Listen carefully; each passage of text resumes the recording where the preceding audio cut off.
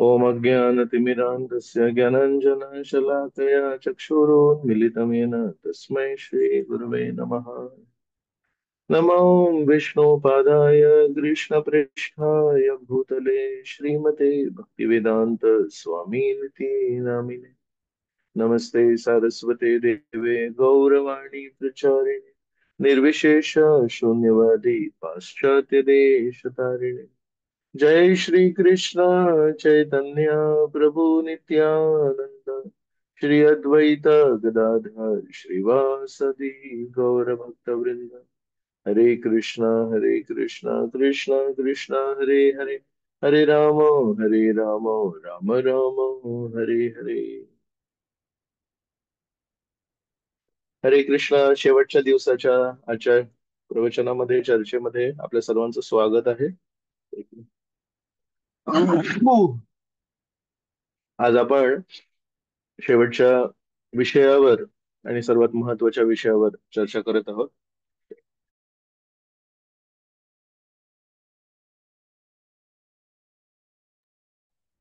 तो आजचा जो विषय आहे तो आहे आत्मनिवेदनम। आत्मनिवेदनम, निवेदन म्हणजे प्रार्थना आणि आत्मनिवेदनम म्हणजे अंतःकरणपूर्वक मी तुम्हाला काहीतरी प्रार्थना करतोय। काय प्रार्थना करतोय? तुमच्या प्रती मला समर्पित व्हायचंय म्हणून। तर सगळ्यात कठीण गोष्ट आहे ही आणि सगळ्यात शेवटची गोष्ट आहे या शृंखलेमध्ये।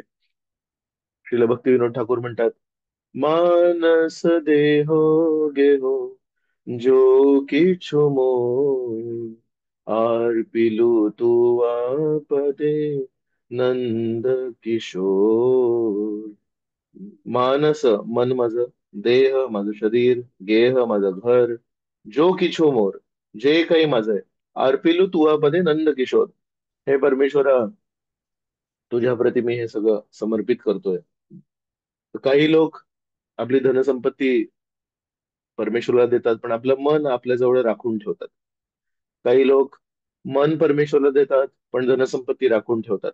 श्रील प्रभुपाद म्हणतात, बरेच असे श्रीमंत लोक आहेत ज्यांना शेवटच्या काही दिवसांमध्ये लक्षात येतं की आपल्याला एवढं सगळं करून काही मिळालं नाही। ते काय करतात? वृंदावनाला स्थानांतरित होतात आणि म्हणतात, श्रीकृष्ण बघ आता मी तुझ्याकडे आलो। तर तेव्हा प्रभुपाद एका प्रवचनामध्ये म्हणतात, हा पण श्रीकृष्ण पण हुशार आहेत। लागलाय. श्रीकृष्णांना पण माहितीये यांनी आयुष्यभर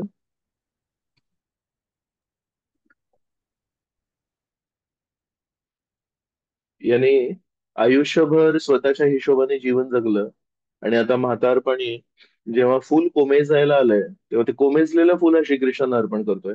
आणि त्यामध्ये पण श्रील प्रभुपाद लिहितात, प्रवचनामध्ये सांगतात की हे लोक काय करतात, आपली धनसंपत्ती आपल्या परिवाराला देतात आणि श्रीकृष्णांसमोर स्वतःला उपस्थित करतात आणि म्हणतात आता मी तुझा म्हणून। तर प्रभुपाद म्हणतात, श्रीकृष्णांना असं तुम्ही फसवू नाही शकत। तर काही लोक धनसंपत्ती देतात पण मन राखून ठेवतात, काही लोक मन स्वतःकडे ठेवतात, धनसंपत्ती मन श्रीकृष्णांना अर्पण करतात, धनसंपत्ती स्वतःच्या आप्तजनांसाठी ठेवतात।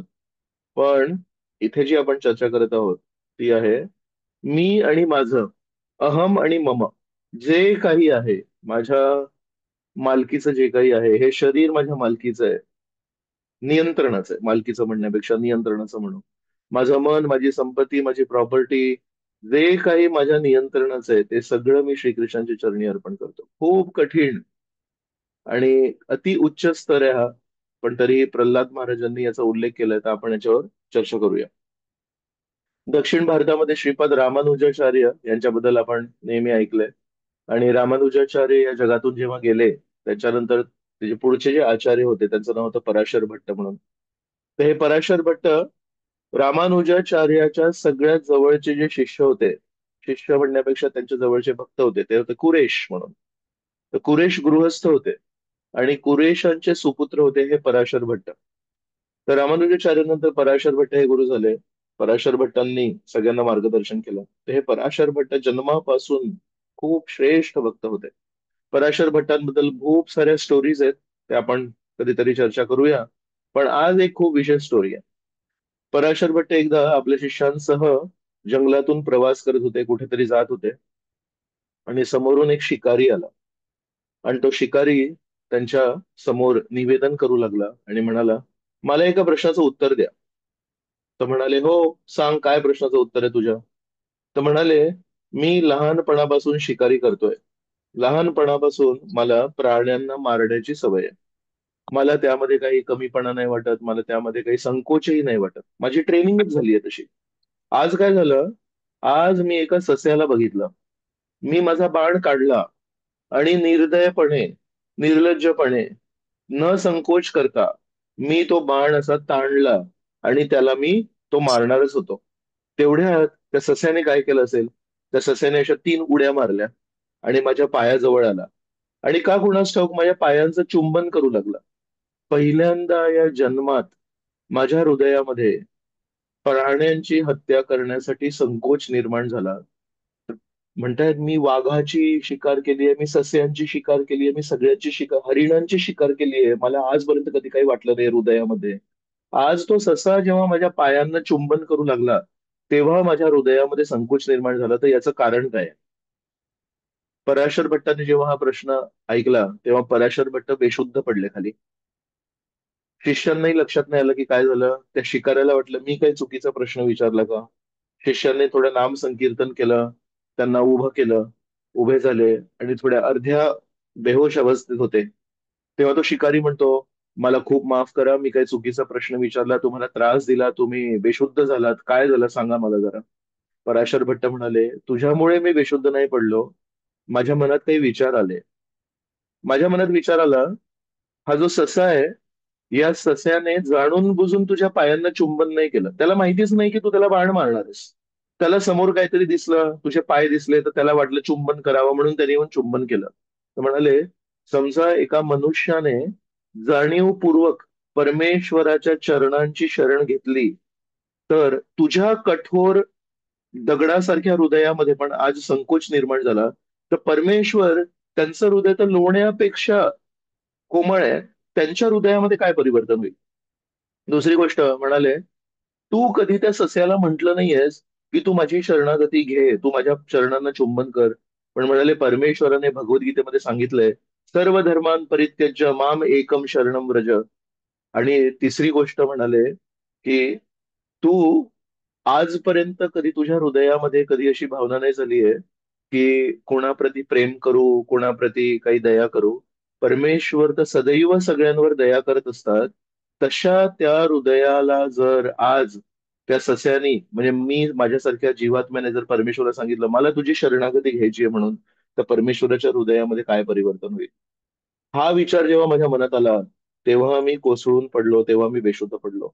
मग त्या शिकाऱ्याला लक्षात आलं, खरी गोष्ट आहे ही. आणि त्या शिष्यांना लक्षात आलं, श्रीकृष्ण आपल्याला वारंवार म्हणतायत, माझं स्मरण करा, माझं मनन करा, मला नमस्कार करा, मला सर्व कर्म अर्पित करा, सर्व धर्मांत परित्यज्य माम एकम शरणम व्रज. एवढं सगळं बोलून पण आपल्याला सगळी बुद्धी असताना पण आपण परमेश्वराला शरणागती स्वीकार करत नाही. तर आपण किती मंदबुद्धी आहोत. तर पराशर भट्टांनी ही एक सगळ्यात मोठी शिकवण आपल्याला दिली. काही लोक, असं नाही की सगळे लोक काय आपल्या, आपली प्रॉपर्टी, आपलं सगळं काय धरून बसतात, दान देतात. हं? पण आत्मनिवेदन म्हणजे काय माहितीये, एकतर काही प्रमाणात नाही द्यायचंय. हं? एक नाणं नाही द्यायचंय, पूर्ण पाकिट द्यायचंय. एक नाणं देणारे खूप लोक आहेत पाकिटातून, पण पाकिट देणारे किती लोक आहेत, ते फार दुर्मिळ आहे. दुसरी गोष्ट, जेव्हा आपण पूर्ण पाकिट देतोय, तेव्हा आजूबाजूचे आपले वरिष्ठ मंडळी आपल्याला अडवत आहेत, आपल्याला सांगतात अजिबात देऊ नको तू पाकिट, तू भिकारी होशील. पण आपण म्हणतोय नाही हो, मला श्रीकृष्णांना देण्याचं सौभाग्य गमवायचं नाहीये, मला हे पाकिट गमावलं तरी चालेल. श्रीकृष्णांना द्यायचं सौभाग्य, या या सृष्टीच्या वृक्षाच्या मुळांना पाणी देण्याचं सौभाग्य मला सोडायचं नाहीये. या सृष्टीच्या वृक्षाच्या पानांना, फांद्यांना, फळांना, फुलांना मी आयुष्यभर पाणी दिलंय. आज मला लक्षात आलं की या सृष्टीरूपी वृक्षाचे मूळ कुठे आहेत, त्यांना पाणी देण्याचं मला सौभाग्य सोडायचं नाही. तर पहिली गोष्ट म्हणजे पूर्ण पाकिट देणं. दुसरी गोष्ट म्हणजे आपले वरिष्ठ, आप्तजन, जवळचे लोक, ज्यांनी आपल्यावर अनेकानेक उपकार केलेत आयुष्यभर, ते आपल्याला हात धरतात आणि म्हणतात अजिबात देऊ नकोस, अजिबात देऊ नकोस. आणि आपण म्हणतोय नाही, सौभाग्य आहे, हे सौभाग्य मला सोडायचं नाही. तिसरी गोष्ट, हा काही स्वच्छंद विचार नाहीये की मला द्यायचंय. जसं आपल्या मनामध्ये अनेक स्वच्छंद विचार येतात. आज विचार आला की मला श्रीकृष्णांना द्यायचंय, उद्या विचार येऊ शकतो की मला अजिबात देणार नाही मी, श्रीकृष्णांचा एक दिवा ओवाळणार नाही मी. नाही, हे जे देणं आहे, हे माझ्या मनावर आणि तुमच्या मनावर अवलंबून नाहीये, मानसिक स्तरावर नाहीये. हे श्रेष्ठ वैष्णवांच्या मार्गदर्शनावर आधारित आहे. कारण कोणीतरी श्रेष्ठ वैष्णव आपल्याला म्हणाले की तू असं करायला पाहिजे. कधी कधी माझ्या मनाला पण पटत नसेल, माझ्या मनामध्ये पण संकोच आहे. पण श्रेष्ठ गुरुजन म्हणतायत ना, त्यांच्या शब्दांना आदर देण्यासाठी मी नमणार आणि माझ्या अहंकाराला तिथे मी झुकवणार आणि श्रेष्ठ वैष्णवांचा शब्दांचा आदर करून मी हे दान देणार. तिसरी गोष्ट. चौथी गोष्ट, मी हे जे देतोय हे स्वतःच्या मान सन्मानासाठी नाही देते. आता माझी पाटी लावा इथे, मी आप्तजनांच्या विरुद्ध जाऊन श्रेष्ठ वैष्णवांच्या आज्ञेला अनुसरून माझं पूर्ण पाकिट श्रीकृष्णानं दिलं, अजिबात माझी कुठे पाटी नाही लावायची. म्हणजे एकच इच्छा आहे, परमेश्वराची प्रसन्नता. चार गोष्टी झाल्या. पाचवी, असं केल्यानंतर माझ्या जीवनात जे काही घालमेल होईल, ज्या काही घडामोडी होतील, माझं शोषण होईल, लोक माझ्यावर हसतील, लोक माझी मस्करी करतील, जे काही होईल ते चालेल, पण श्रीकृष्ण प्रसन्न होतील ना, श्रीकृष्णांचा आनंद हा महत्वाचा आहे. अशा प्रकारच्या पाच गोष्टीला धरून जर आपण श्रीकृष्णांना कधी काही दान दिलं, तर त्याला आपण म्हणू शकतो आत्मनिवेदनम. या पाचही गोष्टी जर नसल्या त्याच्यामध्ये, तर आपण त्याला आत्मनिवेदनम नाही म्हणू शकत. याचे सगळ्यात श्रेष्ठ उदाहरण कोण आहेत? बली याचे, महाराज. या फार कठीण बली क्रियेचे, महाराज. या धन्यवाद. तो या कठीण क्रियेचे किती दुर्मिळ आचार्य असणार उदाहरण म्हणून. आणि परमेश्वर पण जेव्हा आपल्याला शिकवतात तेव्हा कसं शिकवतात बघा. कोणीतरी चांगले साधू पुरुष असते, हं? कोणीतरी शुद्ध जीवन जगणारे व्यक्ती असते, तर आपण म्हणालो असतो, आपण आपण आपण आहोत ना, आपल्याला तर कारणं पाहिजेत ती पळवाट काढण्यासाठी. तर कोणी ऋषी मुनी लहानपणापासून शुद्ध, आई वडील शुद्ध, आजोबा आजी शुद्ध, काका मामा मामी सगळे शुद्ध, त्यांनी आत्मनिवेदनम केलं असतं. आपलं मन आहे ना इतकं मस्त आहे, जेव्हा आपण हे ऐकू तेव्हा प्रभूजी, आमचे आई वडील इतके शुद्ध नव्हते, आमचे आजी आजोबा एवढे शुद्ध नव्हते आणि ते सगळे शुद्ध असले तरी मी एवढा शुद्ध नाही, त्याच्यामुळे हे आत्मनिवेदन माझ्यासाठी नाहीये. श्रीकृष्णांनी आत्मनिवेदनासाठी कोणाला वापरलं? असुर कुळातला जन्मलेला एक बळी म्हणून माणूस आहे. तो व्यक्ती आहे, त्याने आयुष्यात कधी परमेश्वराची विशेष काही सेवा केली नाहीये. हम्म. आयुष्यभर त्यांनी देवतांच्या विरुद्ध युद्ध लढलेत, आयुष्यभर त्यांनी देवतांच्या विरुद्ध बंड पुकारलाय, आयुष्यभर त्यांनी देवतांना मारहाण केली आहे. या व्यक्तीमध्ये एका दृष्टीने आपण म्हणू काय सद्गुण आहे हो प्रभूजी. असा हा दुर्गुणी व्यक्ती हा नवविधा भक्तीमध्ये सगळ्यात कठीण गोष्टीचा आचार्य आहे. तर याच्यातून आपल्यामधून समजा कोणी म्हणालं की प्रभूजी मला नाही शक्य होणार, तर ठीक आहे, काही हरकत नाही. पण जर आपण म्हणाल की त्याची कारण आहेत प्रभूजी, त्याचे कारण असं आहेत की अमुक अमुक कारण आहे, त्याचं कारण ते नाहीये. कारण एकच आहे, मला शरणागती करायची नाहीये, मला आत्मनिवेदन करायचं नाहीये, मला माझ्या जीवनामध्ये बाकीच्या गोष्टी महत्वाच्या आहेत.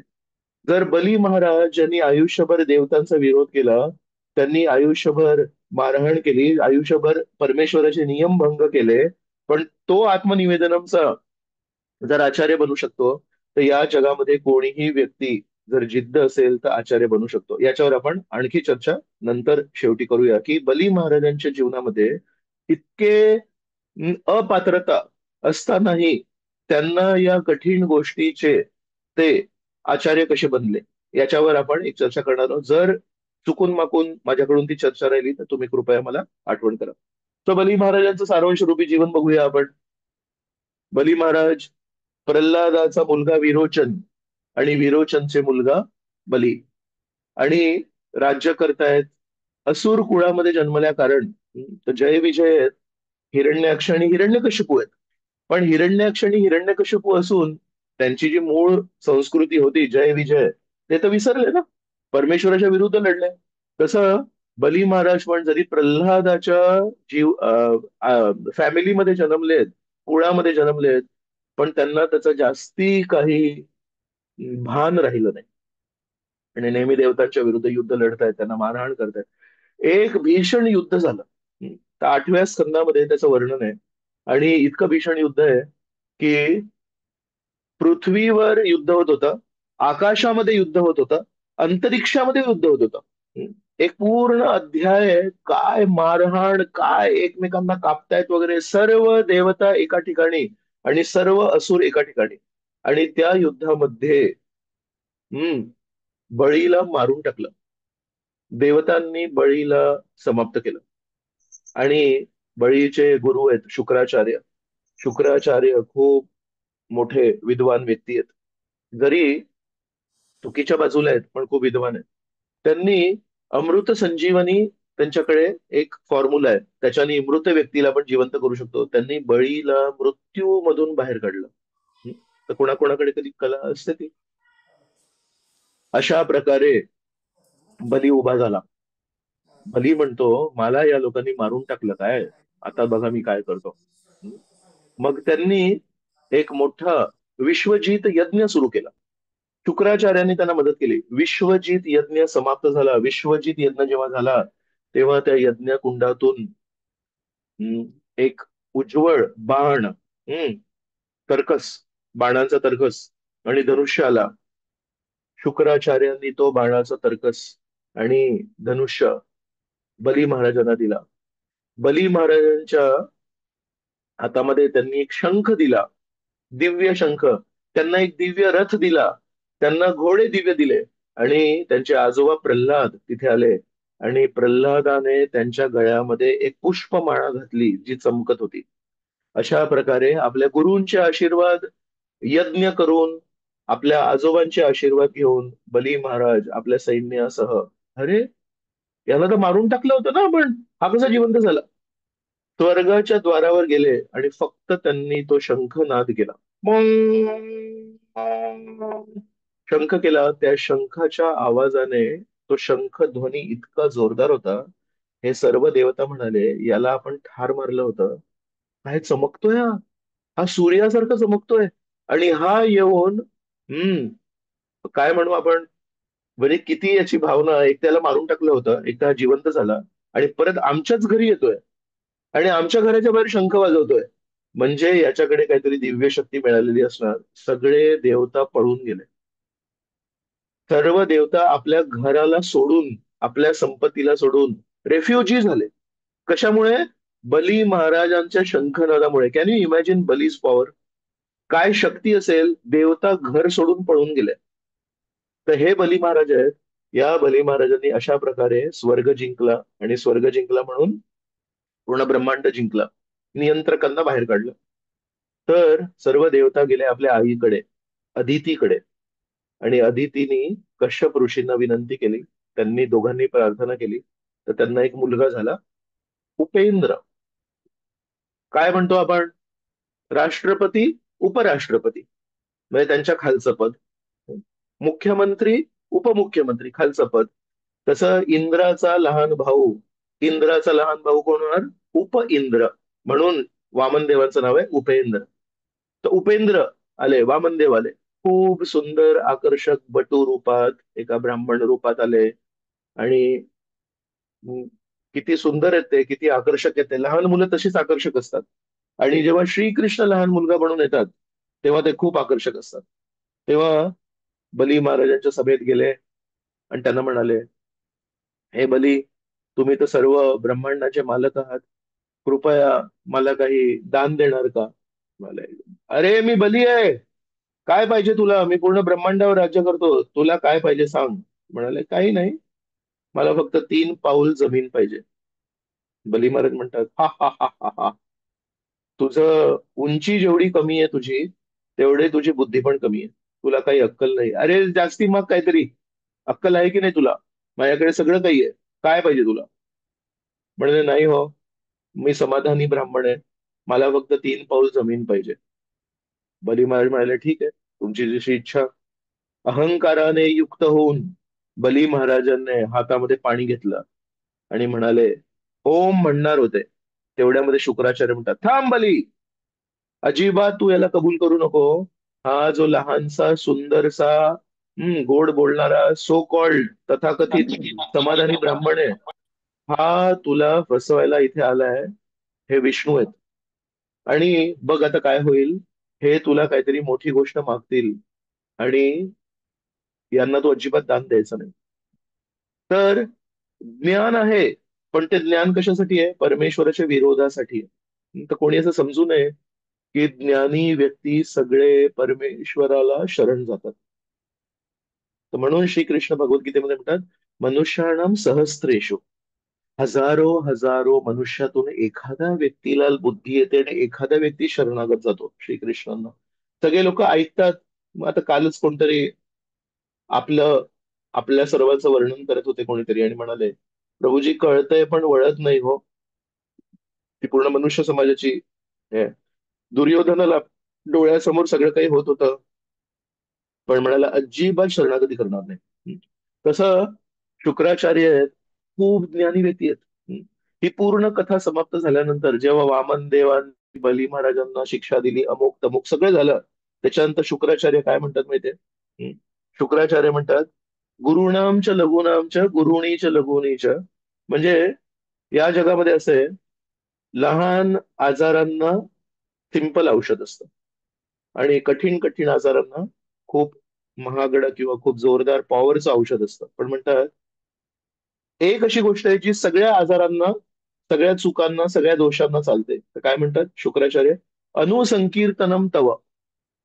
हे शुक्राचार्य जे आता बली महाराजाला म्हणतात अजिबात शरणागती करायची नाही, ते नंतर काय म्हणतात माहितीये? हे वामनदेव, अनुसंकीर्तनम तव, तुमच्या नामाचं जर संकीर्तन केलं, यज्ञामध्ये, तपस्येमध्ये, अनुष्ठानांमध्ये, व्रतांमध्ये जो काही दोष असेल, कुठे काहीतरी कमीपणा असेल, तो तुमच्या नामसंकीर्तनाने भरून पडतो. तेव्हा वामनदेवांनी त्यांना विचारायला पाहिजे होतं, हे जर तुला एवढं सगळं कळतं, माझं नामस्मरणाने सगळं काही होतं, तर मला शरणागती जेव्हा तुझा शिष्य जात होता तेव्हा तू अडवलंच कशासाठी त्याला? तर मग तेव्हा शुक्राचार्य म्हणाले असते, कसं आहे ना, वेळ परिस्थिती बघून आपली बाजू बदलायला लागते. हम्म. तेव्हा बली महाराज सिंहासनावर बसले होते म्हणून त्यांची बाजू घेतली. आता बली महाराजांना तुम्ही पाडलं म्हणून आता तुमची बाजू घेतली. आम्ही कोणाचे दास नाही हो, आम्ही तर सिंहासनाचे दास आहोत. म्हणून सिंहासनाचे जे दास आहेत ते श्रीकृष्णांचे दास कधी बनू नाही शकत. हम्म. तर शुक्राचार्य, आपण पुन्हा आपल्या सिच्युएशनला येऊ. तर शुक्राचार्य म्हणतात अजिबात याला दान द्यायचं नाही. नंतर म्हणतात, हे विष्णू आहेत, हे तुला फसवायला आलेत. बली महाराजांचे डोळे असे चमकतात. काय? विष्णू? विष्णू आलेत माझ्या घरी? माझ्या आजोबांनी लहानपणापासून मला एकच गोष्ट शिकवली होती, हे जीवन आहे विष्णूंच्या समर्पणासाठी. आणि माझे आजोबा नुसते बोलणारे प्रचारक नव्हते, कथा करणारे प्रचारक नव्हते. माझ्या आजोबांनी स्वतः त्यांच्या जीवनामध्ये ते जीवन जगले. त्यांच्या वडिलांनी त्यांना हजार वेळा मारहाण केली, जीव घेण्याचा प्रयत्न केला, पण माझे आजोबा नेहमी म्हणायचे, नाही, मी परमेश्वराचं नामस्मरण करेन, मी परमेश्वराला शरणागती करेन. तर माझ्या आजोबांनी मला एकच गोष्ट माझ्या हृदयामध्ये बिंबवली, विष्णूंना शरण जाणे हेच जीवनाचं ध्येय आहे. आणि काय? ते विष्णू मला शोधायची गरज नाहीये, ते विष्णू आज माझ्या घरी आलेत. हरी बोल. हेच तर पाहिजे होतं मला. मग म्हणाले, आता तर मी अजून उत्साहाने त्यांना देणार. शुक्राचार्य म्हणतायत, खबरदार दिलंस तर. शुक्राचार्यांच्या मनात काय भावना आहे? शुक्राचार्यांच्या मनात भावना आहे, मी याला मार्गदर्शन करतो आणि माझ्या मार्गदर्शनासाठी मी याच्याकडून दक्षिणा पण घेतो. तर कर्मकांडी जे ब्राह्मण असतात, ते आपण जेव्हा त्यांना म्हणतो आमच्या घरी पूजा ठेवणार का, तर ते म्हणतात हो करणार ना, पण दक्षिणा किती देणार तुम्ही? आजकाल मी बघतो, सगळ्या ब्राह्मणांना जेव्हा आधी आपण पूजा अनुष्ठान आपल्याला काही करायचं असेल, सगळ्यात आधी रेट फिक्स होतो आणि तुम्ही ते अधांतरी ठेवा. म्हणतील मग ते काय झालं, दक्षिणेचं काय झालं? दक्षिणा ही यज्ञानंतर द्यायची असते. दक्षिणा जर यज्ञाच्या आधी फिक्स झाली तर ती दक्षिणा नाहीये, तो पगार झाला, ते बिझनेस झाला, तो देवाणघेवाण झाला. तर शुक्राचार्य म्हणतायत, आजपर्यंत मी ज्याला ज्याला याला जेव्हा आपण मार्गदर्शन केलं तेव्हा याच्याकडून दक्षिणा घेतली. आता यांनी जर याचं सर्वस्व वामन देवांना अर्पण केलं, तर वामन देवांना सगळं अर्पण केलं तर माझी दक्षिणा कशी मिळेल? माझा जीवन निर्वाह कसा होईल? म्हणून कर्मकांडी ब्राह्मणांच्या हृदयामध्ये काय भावना असते? माझं पोटाचं काय? माझ्या जीवन निर्वाहाचं काय?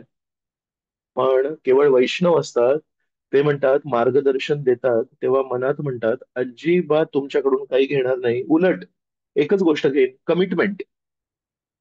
तुमच्याकडून मला एक आश्वासन द्या की तुम्ही परमेश्वराप्रती निष्ठावंत राहाल. हं? तर म्हणून जेव्हा आपण वैष्णवांकडून मार्गदर्शन मागतो, ते आपल्याला फुकट नाही देत. ते आपल्याला आश्वासन मागतात की आपण कमिटमेंट ठेवू. आणि कर्मकांडी ब्राह्मण आपल्याला आश्वासन मागतात की आपल्याला इतकी इतकी दक्षिणा द्या. सगळेजण आपापल्या दृष्टीने काहीतरी मागतात. तर वैष्णवांच्या मनात फक्त एकच आहे, हं? बोल हरी बोल, बोल हरी बोल, बोल हरी बोल. परमेश्वराचं नामस्मरण करावं. तुम्हाला कंठी माळा पाहिजे का? पण तुम्ही आजपासून शेवटच्या क्षणापर्यंत 16 माळा करणार का? नाही हो प्रभूजी, आम्हाला नाही जमणार. मग कंठी माळा नाही मिळणार. कंठी माळा पाहिजे असेल तर आजपासून शेवटपर्यंत 16 माळा करायला लागतील. आजपासून शेवटपर्यंत 4 माळा करायला लागतील. ही कमिटमेंट देणार तर देणार. तर शुक्राचार्यांच्या मनात आहे, मी जर यांना हम्म या बलीने जर वामन देवांची शरणागती घेतली, तर नंतर माझा पगार कुठून येणार? मला दक्षिणा कुठून मिळणार? तर त्याच्यामध्ये बली महाराजांचं हित नाहीये, त्याच्यामध्ये स्वतःचा स्वार्थ आहे.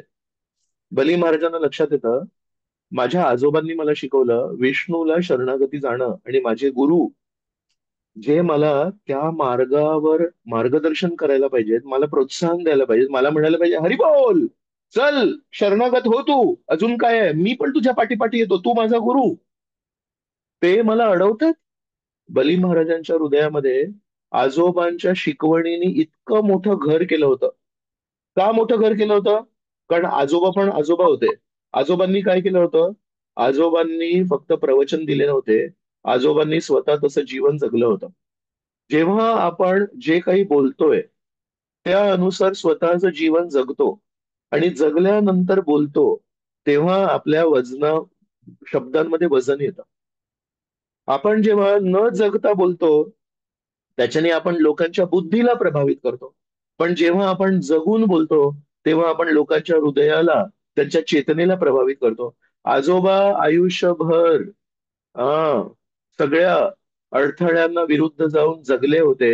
नाम संकीर्तन केलं होतं, प्रचार पण केला होता. आपल्या शाळेतल्या गुरुकुलातल्या मित्रांना, असुर कुळातल्या मुलांना त्यांनी प्रचार केला होता, आपला नाही, हरिनाम संकीर्तन करा, हरिनाम संकीर्तन करा. अशा प्रकारे प्रल्हादाने विषम परिस्थितीमध्ये वैष्णव धर्माचा पालन केला होता. म्हणून प्रल्हाद आजोबा जेव्हा नातवाला सांगतायत परमेश्वराची शरणागती कर, त्या शब्दांना भरपूर वजन होतं, आणि त्या वजनामध्ये बळी महाराजांचं हृदय पूर्णपणे दुंबून गेलं होतं. शुक्राचार्यांच्या या दोन शब्दांनी काही फरक नाही पडला, आणि बली महाराज म्हणतात, नाही हो, मी शरणागती करणार. शुक्राचार्य म्हणतात, जर असं केलंस तर खबरदार, मी तुला शाप देतोय. कोण शाप देत आहेत? ज्यांनी मृत्यूमधून बाहेर काढलं, ते शाप देत आहेत. मी तुला शाप देतोय, भिकारी होशील तू, एक नाणं नाही राहणार तुझ्याकडे. बली महाराज म्हणतात, हरी बोल, आजोबांची जय जयकार, आजोबांनी मला सांगितलं जे करायचं ते करायचं. म्हणून इथे आपण बघतो, कधी कधी आपल्या जीवनात पण कोणी आपले कुळगुरू असतात. माझ्या वडिलांचे पण गुरु, माझ्या आजोबांचे पण गुरु, माझ्या पणजोबांचे पण गुरु, या मठातले हे जे संन्यासी आहेत, या मठातले जे स्वामी आहेत, ते आमच्या पूर्ण कुळाचे गुरु आहेत. खूप छान गोष्ट आहे. आपल्या परिवाराचे आध्यात्मिक संरक्षण करण्यासाठी कोणीतरी आपल्या जीवनात जर असेल, अजून काय पाहिजे. पण आपल्या जीवनामध्ये आपल्या कुळाचे जे कुळगुरू आहेत, जे मठ आहे, ज्याच्यामध्ये आपल्याला नेहमी वडिलांना, आजोबांना, पणजोबांना मार्गदर्शन केलं, जर ते आपल्याला विष्णू शरणागतीच्या विरुद्ध शिकवण देत असेल, तर बली महाराज भागवतातून आपल्याला सांगतायत, अशा कुळगुरूंना पण आपण नाकारलं पाहिजे, जर ते आपल्या शिक्षा गुरूंच्या विरुद्ध बोलतायत. प्रल्हाद हे बली महाराजांचे दीक्षा गुरु नाही आहेत. प्रल्हाद हे बली महाराजांचे शिक्षा गुरु आहेत. त्यांनी फक्त शिकवण दिली, कधी दीक्षा नाही दिली. पण ते शिक्षा गुरु जे बोलतायत, ते पूर्ण शुद्ध भक्ती बोलतायत. जरी ते शुद्ध दीक्षा गुरु नसतील, खूप मोठे कोणी नसतील. आपल्या या सिच्युएशन मध्ये तर आहेत, प्रल्हाद आहेत ते. प्रल्हाद म्हणजे 12 महाजनांमधून आहेत. पण त्यांचं नातं बळी महाराजांशी काय, आजोबांचं नातं आहे. त्यांनी कधी दीक्षा समारंभ नाही ठेवला आणि म्हणाले नाही, चला आज मी तुला नाव देतो अमुक अमुक दास. त्या दोघांचं नातं आपल्यासाठी प्रल्हाद महाजन आहेत, पण बळीसाठी काय आहेत? बळीसाठी ते त्याचे आजोबा आहेत आणि लहानपणापासून सांगतात, बळी इकडे ये बाळा, काय करतोस तू? आज मी तुला शिकवणार कसं भगवंतांना शरणागती जायची. आजोबांनी लहानपणापासून नातवाला जी शिकवण दिली आहे, नातवाच्या हृदयामध्ये घर करून बसली आहे. आणि आज त्यांचे कुळगुरू त्यांना म्हणतात अजिबात भगवंताची शरण नाही जायची. बली महाराज म्हणतात, तुम्ही माझे कुळगुरू असाल, पण तुम्ही जर खोटारडेपणा माझ्यासोबत करत असाल, तर मी माझ्या कुळगुरूला महत्व नाही देणार. मी मृत्यूतून मला बाहेर काढलेल्या व्यक्तीला महत्व नाही देणार. मी माझ्या शिक्षा गुरुला महत्व देणार. माझ्या शिक्षा गुरूंनी मला सांगितलंय परमेश्वराला शरणागती झालं पाहिजे. तर म्हणून विचार करा, काल पण आपण याच्यावर चर्चा केली. कोणीतरी प्रश्न विचारला होता की नवविधा भक्तीमधून सगळ्यात महत्वाचं काय? तेव्हा मी म्हणालो होतो श्रवणम. तर बली महाराजांच्या जीवनामध्ये आपण बघतोय की ते आत्मनिवेदनमचे आचार्य झाले. सगळ्यात कठीण प्रक्रियेचे आचार्य झाले. पण सगळ्यात कठीण प्रक्रियेचे आचार्य होण्यासाठी त्यांच्या जीवनामध्ये जे औषध होतं ते काय होतं? ते होतं श्रवणम.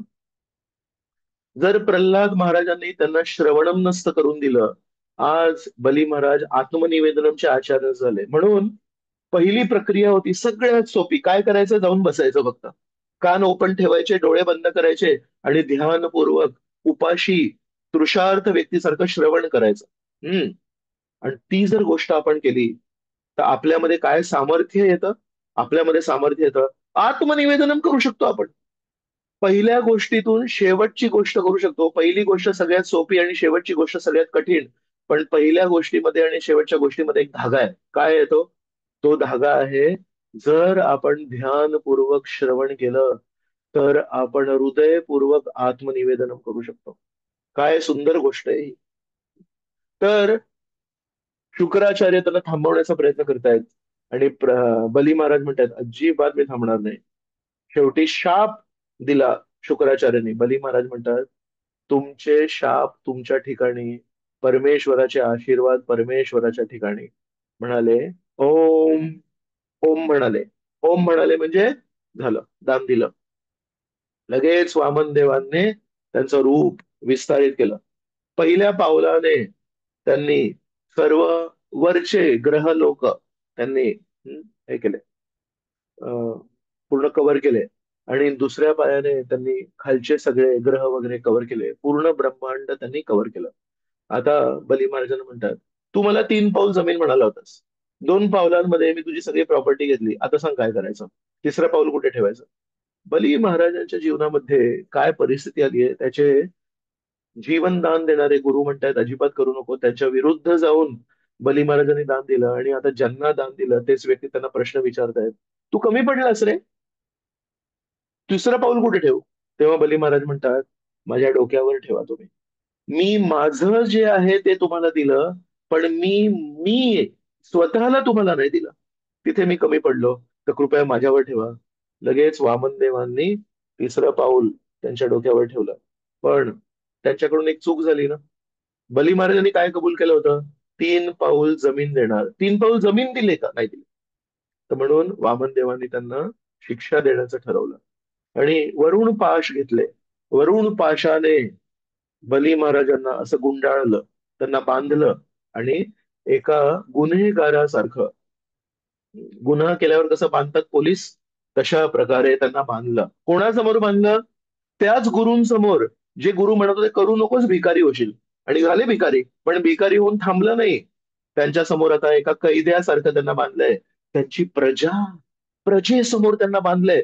त्यांचे अनुयायी मोठे मोठे राक्षस, ज्यांनी देवतांना मारहाण केली होती, ते सगळे बिचारे तिथे बघतायत आणि म्हणतायत, अरे बली महाराजांना बांधलं म्हणजे बली महाराजांना लज्जित केलं, बली महाराजांना अपमानित केलं. तर याच परिस्थितीमध्ये त्यांची एक बहीण होती, त्यांचं नाव होतं रत्नावली. तर ही बिचारी रत्नावलीला जेव्हा वामनदेव तिथे चालत आले, तेव्हा इतके सुंदर, इतके आकर्षक होते.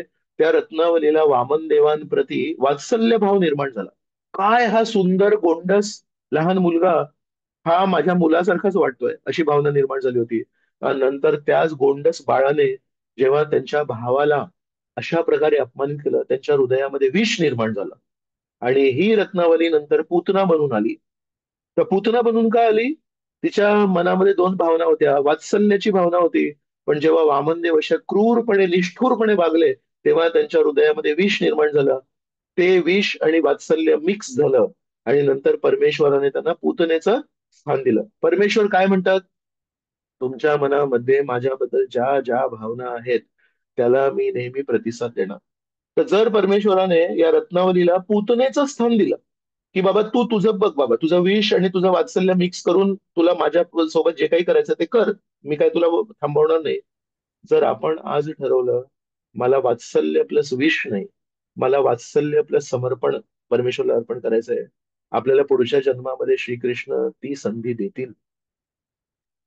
आपल्याला वात्सल्य प्लस प्रेम अर्पण करण्याची संधी देतील. परमेश्वर तर तहानलेले आहेत प्रेमाचं आदान प्रदान करण्यासाठी. तशा प्रकारे बली महाराजांना लाजवलं, त्यांना त्या काय म्हणू आपण, त्यांनी जे शब्द दिले त्याच्यामध्ये त्यांना हरवलं, त्यांना गरीब केलं, त्यांची धनसंपत्ती काढली, त्यांना अपमानित केलं, त्यांना शापित केलं. त्यांच्या गुरुने तर शापित केलं. काय नाही घडलं बली महाराजांच्या जीवनामध्ये, आणि किती काळ लागला हे सगळं घडायला? 2 मिनिटं. 2 मिनिटं आधी हे अखिल ब्रह्मांड नायक गुरूंचे आशीर्वाद, आणि एक छोटासा वामन बटू येतोय आणि म्हणतोय, 2-3 पाऊल मला जमीन देणार का हो तुम्ही? आणि 2 मिनिटामध्ये बली महाराज भिकारी झाले, बली महाराज शापित झाले, बली महाराज अपमानित झाले. बली महाराजां या परिस्थितीमध्ये जेव्हा त्यांना बांधून ठेवलंय, वामन देवांचे शब्द ते पूर्ण नाही करू शकले, त्याच्यामध्ये ते प्रल्हाद महाराज येतात, आजोबा येतात. आजोबा म्हणतात, बाप रे, मी माझ्या नातवाला नेहमी शिकवलं होतं विष्णूला शरण जायचं, आणि हा विष्णूला शरण जाण्यामध्ये कमी पडलेला दिसतोय, याला विष्णूंनी वरुण पाशाने बांधलेलं दिसतंय. आजोबांसमोर त्याचं डोकं, त्याचं शिर खाली पडलं, लज्जित झाला. काय नाही घडलं बली महाराजांच्या जीवनामध्ये केवळ 2 मिनिटांमध्ये. आपण जर विष्णूला समर्पण करायला गेलो, पुढे पाऊल घेतले आपण, आणि आपल्या जवळचे लोक म्हणतात, अरे नको करू नको करू, आणि आपण म्हणतो, ए, आम्हाला आमच्या शिक्षा गुरूंनी शिकवलंय भगवंतांना शरण जायला पाहिजे, आणि तुम्ही शरण गेले, आणि त्याच विष्णूंनी तुम्हाला लज्जित केलं, त्याच विष्णूंनी सगळ्यांसमोर तुला अपमानित केलं, त्याच विष्णूंनी ज्यांच्यासाठी तुम्ही आत्मसमर्पण केलंय, त्यांनी तुम्हाला सगळ्यांसमोर तुमची परिस्थिती वाईट केली. तुमच्या हृदयामध्ये परमेश्वराप्रती विष निर्माण होईल, की परमेश्वराप्रती अमृत निर्माण होईल? कोण मला अनम्यूट करून सांगणार? विष निर्माण होईल म्हणजे. पण बली महाराजांच्या हृदयामध्ये गोड अमृत निर्माण झालं. म्हणाले, परमेश्वर जर आनंदी आहेत, तर आपल्या आनंदाला काय महत्व आहे? आपला आनंद 2 पैशांचा आनंद आहे, परमेश्वराचा आनंद हा खरा आनंद आहे. आपलं अस्तित्व आहे परमेश्वराच्या हास्याला वृद्धिंगत करण्यासाठी. परमेश्वराचं जे स्मित हास्य असतं, थोडस हसतात परमेश्वर, दात पण दाखवत नाहीत परमेश्वर. त्या स्मित हास्याला जर एका कानापासून दुसऱ्या कानापर्यंत हास्य जर माझ्या फेलियरनी, म्हणजे मी फेल झालो, मी कमी पडलो, मी शापित झालो, मी लज्जित झालो, मी अपमानित झालो, माझ्या अपमानित होण्याने, माझ्या लज्जित होण्याने जर परमेश्वराचं हास्य वाढत असेल, हरी बोल, अजून काय पाहिजे जीवनामध्ये? तर बली महाराज अशी परीक्षा पार केले, जी परीक्षा आजपर्यंत कोणाची झाली नाही. आणि ही परीक्षा क्रमाक्रमाने जर आली असती, तर आपण समजू शकतो, 2 मिनिटांमध्ये जेव्हा सगळ्यात टोकाची परीक्षा कोणाच्या जीवनामध्ये येते, आणि तो व्यक्ती हसत हसत ती टोकाची परीक्षा 2 मिनिटांमध्ये पार करतो, तर या व्यक्तीचं आपण नामस्मरण करायला पाहिजे. काय हे वैष्णव, काय हे बली महाराज. तर अशा प्रकारे हे बली महाराज आहेत, आणि बली महाराजांना अशा प्रकारे परमेश्वराने सगळी परिस्थिती केली. मग परमेश्वराला प्रतिसाद देण्याची नेहमी एक इच्छा असते. एवढं सगळं झालं, लज्जित अपमानी सगळं झालं, त्याच्यानंतर सांगतात, परमेश्वराच्या मनामध्ये विचार आला, जर यांनी देवतांवर हल्ले केले होते, मारहाण केली होते, भरपूर काय काय त्यांच्यावर त्यांनी आतंक केला होता, आज जर हे बली महाराज बिचारे शक्तिहीन झालेत, असं शक्य आहे की यांच्यावर हल्ला होईल. यांच्यावर आता देवता लोक संपले तेवढ्यात. आक्रमण करतील आणि बदला घेतील. गजरे गंध हे बंद का झालं मम्मी? मी काहीच नाही केलं. हरे कृष्णा म्यूट करा सर्व. तो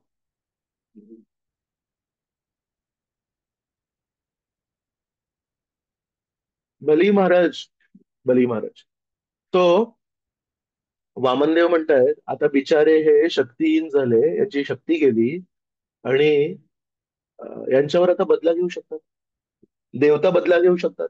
तर मग आता काय करायला पाहिजे? त्यांना प्रोटेक्शन पण द्यायला पाहिजे. जी काही माझी लीला होती ती तर मी केली, पण देवता पण कधी कधी बदल्याच्या भावनेमध्ये येऊ शकतात. त्यांना प्रोटेक्शन कोण देणार आता? त्यांची ही परिस्थिती कोणी निर्माण केली? शक्तिहीन, बलहीन, सैन्यहीन, प्रॉपर्टीहीन, मान सन्मानहीन, सगळं काही हीन, ही परिस्थिती कोणी निर्माण केली? मी निर्माण केली. यांना प्रोटेक्शनची जबाबदारी कोणाची आहे? माझी आहे. मग तेव्हा बलीला म्हणतात, बली तू सर्वस्व अर्पण केलंस, तू एक पराकाष्ठा गाठलीस, तर मी तुला आता एक गोष्ट सांगतो. ये यथा माम प्रपद्यन्ते तां तथैव भजाम्यहम. जसे भक्त मला शरणागत होतात तसं मी त्यांची काळजी घेतो. मी तुला या सृष्टीमध्ये खालच्या स्तरावर एक सूतल लोक आहे. देवतांचं जे ग्रह तू जिंकले होतेस ते देवतांचे आहेत, तर त्यांना देऊन टाकूया आपण, ती आपली संपत्ती नाही. पण आज मी तुला एक पूर्ण ग्रह देतो, सूतल लोक देतो. सूतल लोकावर तू राहशील आणि तिथे तुला जर कोणी देवता येऊन मारहाण करतील, बदला घ्यायची प्रयत्न करतील, तुझा सेक्युरिटी गार्ड मी बनीन. बली महाराज आज पण सूतल लोकावर आहेत आणि त्यांच्या घराबाहेर सेक्युरिटी गार्ड म्हणून वामनदेव उभे आहेत. तर रामायणामध्ये कथा येते, रावणाला जेव्हा खूप मोठं एक स्थान मिळालं तेव्हा रावण विचार करत होते, मी ऐकलं की बली म्हणून पण कोणतरी आहे. कारण रावण कधी आहेत? रावण त्रेतायुगातले आणि बली महाराज सत्ययुगातले. तर रावणाला आठवलं की बली म्हणून कोणतरी आहे, तर म्हणे बलीला जाऊन युद्ध करतो मी. रावणाला तो अहंकार होता ना, कोणाशी जाऊन युद्ध करायचं. तिथे गेले तर म्हणतात बलीला भेटण्यापूर्वी वामनदेव बाहेर होते. वामनदेवांनी विचारलं, कोण आहे तू? म्हणजे मी रावण आहे आणि मला बलीला भेटायचं. त्यांना माहितीच नाही हे कोण आहेत, बली महाराज कोण आहेत म्हणून. बली महाराज म्हणाले, तू बलीला नाही भेटू शकत, मी त्याचा सेक्युरिटी गार्ड आहे, आधी माझ्याशी बोल. तर त्यांनी वामनदेवांना काहीतरी बोलले. वामनदेवांनी त्यांना फुटबॉल सारखी लात मारली. फुटबॉलला कसं टक्कन लात मारतो तसं वामनदेवांनी रावणाला लात मारली, कुठेतरी जाऊन पडले ते. ते वामनदेव जेव्हा रामचंद्राच्या रूपात आले तेव्हा तो रावण, त्याला कोणी गुरु नव्हते त्याला सांगायला, ज्यांनी तुला फुटबॉल सारखं मारलं ना आणि तू कुठेतरी दुसऱ्या ग्रहावर जाऊन पडलास, तेच रामचंद्र आहे ते. पण गुरु नसलेलं तर शेजारी परमेश्वर असले तरी कळत नाहीत, आणि जेव्हा गुरु असतात तेव्हा जे परमेश्वर दिसत नाहीत ते पण आपल्याला दिसतात. नारद मुनींनी प्रल्हादाला सांगितलं होतं, प्रल्हादाला खांबामध्ये भगवंत दिसले. हिरण्यकश्यपूला त्या खांबामध्ये भगवंत दिसत नव्हते. जिथे भगवंत दिसत नाहीत लोकांना तिथे पण भगवंत दिसतात, जर आपले गुरु श्रेष्ठ असतील तर. आणि जर आपले गुरु श्रेष्ठ नसतील, शेजारी भगवंत उभे आहेत पण आपल्याला भगवंत दिसत नाहीत. म्हणून नेहमी एक दृष्टी देणारा व्यक्ती लागतो जीवनामध्ये. प्रत्येक गोष्ट आपल्याला स्वतःला उमजत नाही. तो वामनदेव आज पण सूतल लोकांमध्ये बली महाराजांची सेवा करतायत. तर श्रीकृष्ण काय म्हणतात, जर तू तुझं सर्वस्व मला अर्पण केलंस, नॅचरल मी पण माझं सर्वस्व तुला अर्पण करीन. वामनदेवांनी आपलं स्थान, आपलं सगळं काही सोडून तिथे बली महाराजांची सुरक्षा करतायत. का? बली महाराज आज बिचारे शक्तिहीन झाले, तर त्यांच्यावर कोणी आक्रमण करू नये म्हणून स्वतः त्यांची काळजी घेतात. याला म्हणतात विष्णू, याला म्हणतात कृष्ण, याला म्हणतात रामचंद्र. अशा या प्रतिसाद देणाऱ्या व्यक्ती, प्रतिसाद प्रधान व्यक्तिमत्व, प्रतिसाद प्रधान व्यक्तिमत्वाला आपण शरणागती जाण्यासाठी का थांबावं? का नाही आपण सर्वस्व या परमेश्वरला अर्पण करावं? हा प्रश्न आपल्याला मनात यायला पाहिजे. तर हे सगळं जेव्हा झालं तेव्हा एक खूप माझ्या स्वतःच्या आवडीचा एक गोड श्लोक आहे याच्यामध्ये. तर जेव्हा वरुण पाशाने बली महाराजांना बांधलं तेव्हा वामनदेव आता मजा बघतायत की याची काय परिस्थिती होईल, याच्या हृदयामध्ये विष निर्माण होईल की याच्या मनामध्ये आता अमृत निर्माण होईल. त्यावेळेस ब्रह्मदेव तिथे उपस्थित असतात. ब्रह्मदेव काहीतरी बोलतात. आता प्रश्न येतो, बली महाराजांनी आयुष्यभर नेहमी देवतांच्या विरुद्ध युद्ध लढले आणि देवतांचे सगळ्यात श्रेष्ठ देव कोण? ब्रह्मदेव. तर ब्रह्मदेवांना काय पडलीये? जर त्यांच्या बाजूच्या शत्रूला, त्यांची जी बाजू आहे देवतांची बाजू, त्यांच्या शत्रूला आज परमेश्वराने, देवतांनीच विनंती केली, इंद्राने आपल्या आईला विनंती केली की मला बघ, मला घराबाहेर काढलं यांनी, बलीनी. तर म्हणून अदिती आणि कश्यप यांनी उपेंद्राला जन्म दिला. त्या देवतांच्या प्रार्थनेमुळे आज विष्णू आले आणि त्या विष्णूंनी या बली महाराजांना बांधून ठेवलंय. आणि त्या देवतांचे लीडर आहेत ब्रह्मदेव, त्यांना काय पडली आहे बोलायची, पण त्यांना राहावे ना. तर ते परमेश्वराला याचना करतात.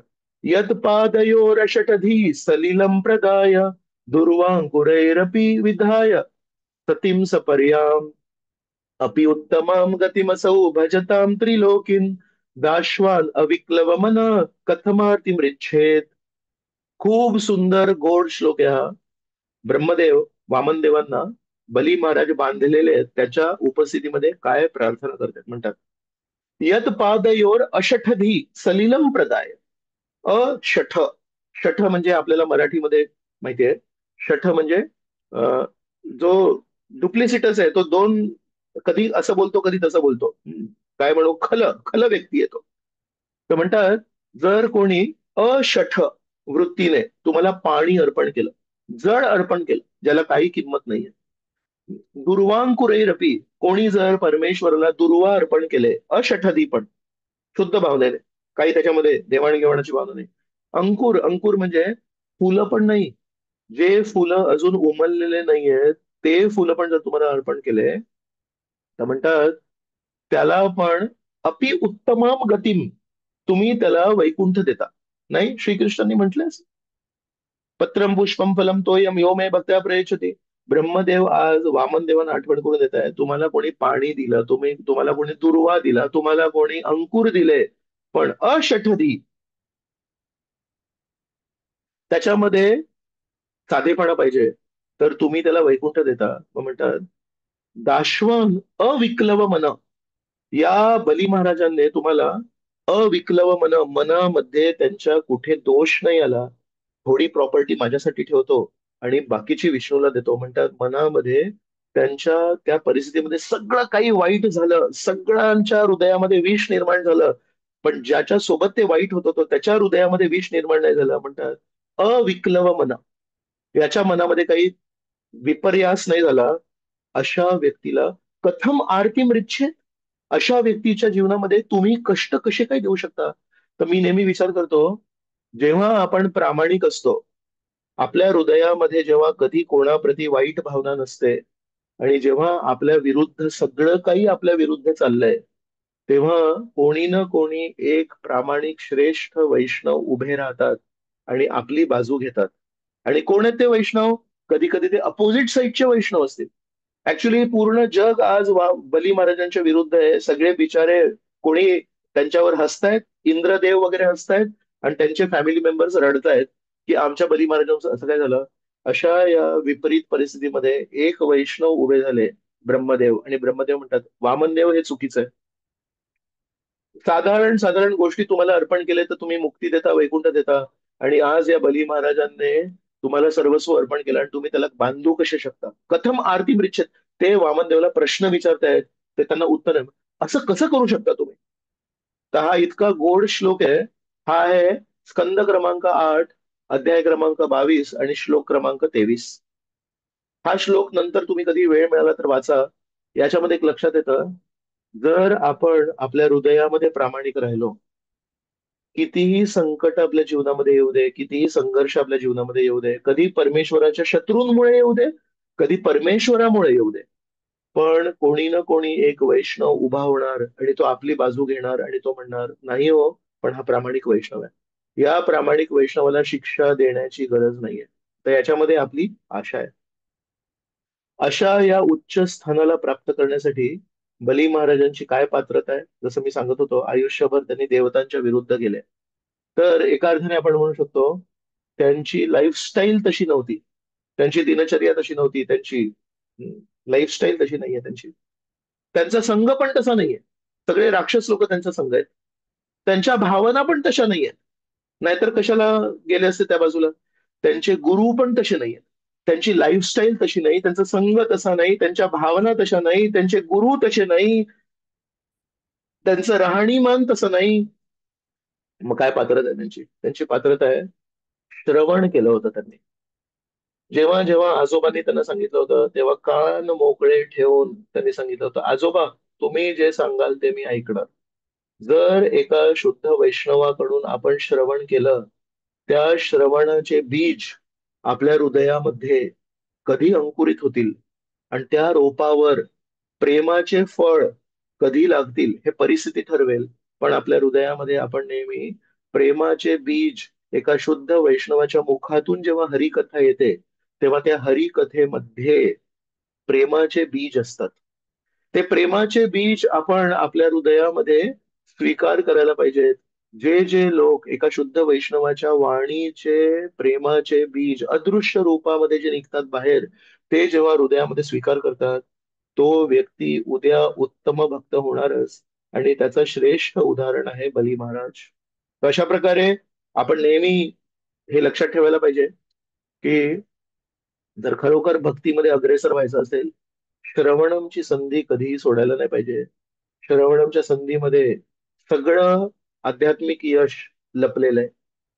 श्रवणमामध्ये आध्यात्मिक यशाचे सर्व पैलू, सर्व स्तर हे लपलेले आहेत. आपण नेहमी विचार करायला पाहिजे.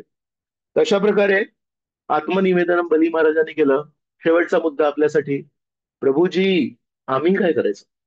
हा नेहमी एक असतो ना प्रश्न, की आता एवढं सगळं ऐकून आम्ही काय करायचं? आमच्याकडून काय अपेक्षा आहे? सगळं घर लिहून देऊ जगन्नाथ बल्लभ सुभद्रांच्या नावावर, सर्व प्रॉपर्टी, खेत शेती सगळं लिहून देऊ? नाही.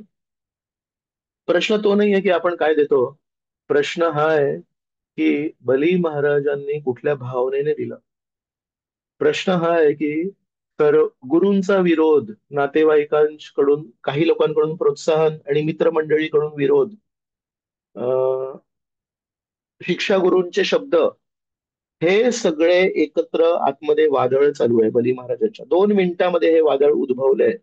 पण त्या वादळातून त्यांनी ठरवलं, नाही, भगवंतांना शरणागती जाणं हे जीवनाचं ध्येय आहे. तर आपल्या जीवनामध्ये कितीही वादळ आले, कितीही लोकांनी आपल्याला नकारात्मक भावना दिली, कितीही लोकांनी आपले हात धरले आणि म्हणाले अजिबात मंदिरात जायचं नाही, अजिबात नामस्मरण करायचं नाही, आपली संस्कृती बघ काय आहे, आपली संस्कृती आहे मस्त मांस मटण खायचं, मस्त जीवनाचा आनंद घ्यायचा. आपण तो हात आदरपूर्वक बाजूला ठेवायला पाहिजे आणि म्हणायला पाहिजे, तुमचं म्हणणं खरं आहे, पण माझ्या शिक्षा गुरूंनी मला सांगितलंय की आपण परमेश्वराची शरणागती घ्यायला पाहिजे, आपण नित्य नामस्मरण करायला पाहिजे आणि आपण वैष्णवांना प्रसन्न करायला पाहिजे. त्या गोष्टींना मी सोडू शकत नाही.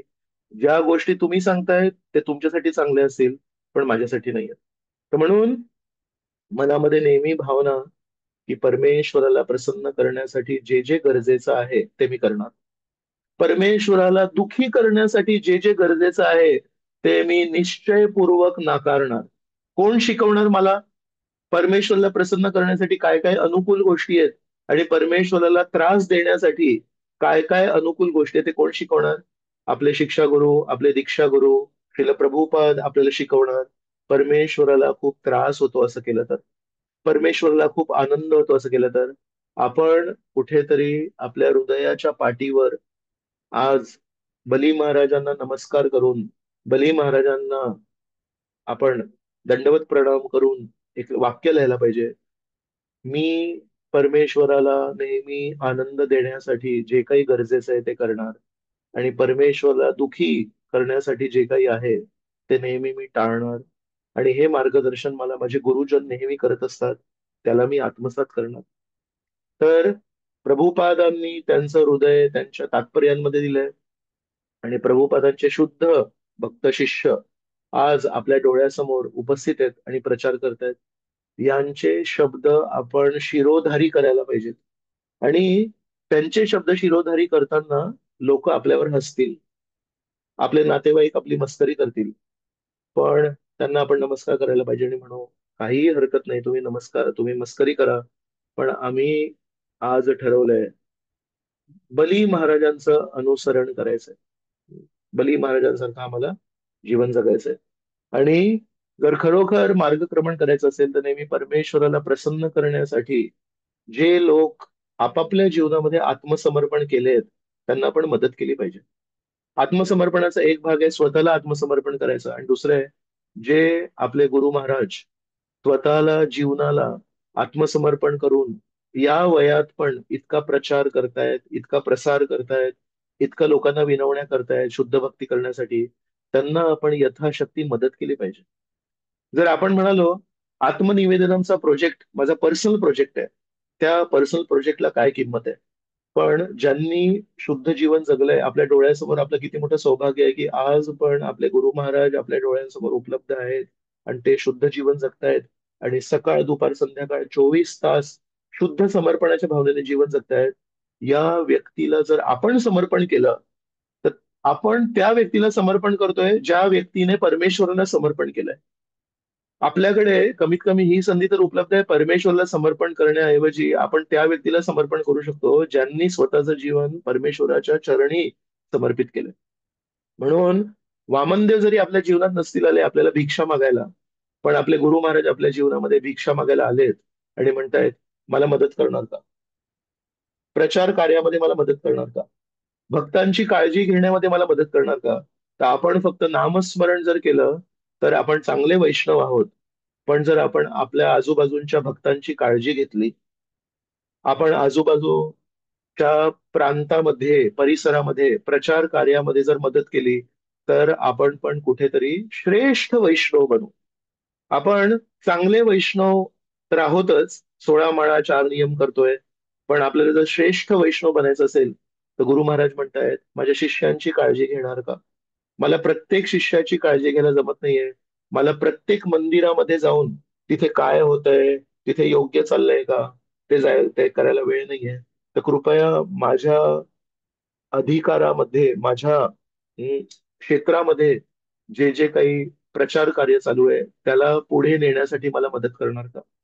माझे अनेक अनेक शिष्य आहेत, त्या अनेक अनेक शिष्यांना काळजी घेण्यासाठी तुम्ही माझी मदत करणार का? जर आपण म्हणालो होय, मी एक छोटाशी मुंगी आहे आणि मी एका मुंगीची काळजी घेऊ शकतो. मी हत्ती असतो तर हत्तीची काळजी घेतली असती, पण मी मुंगी आहे, मुंगीची काळजी घेणार.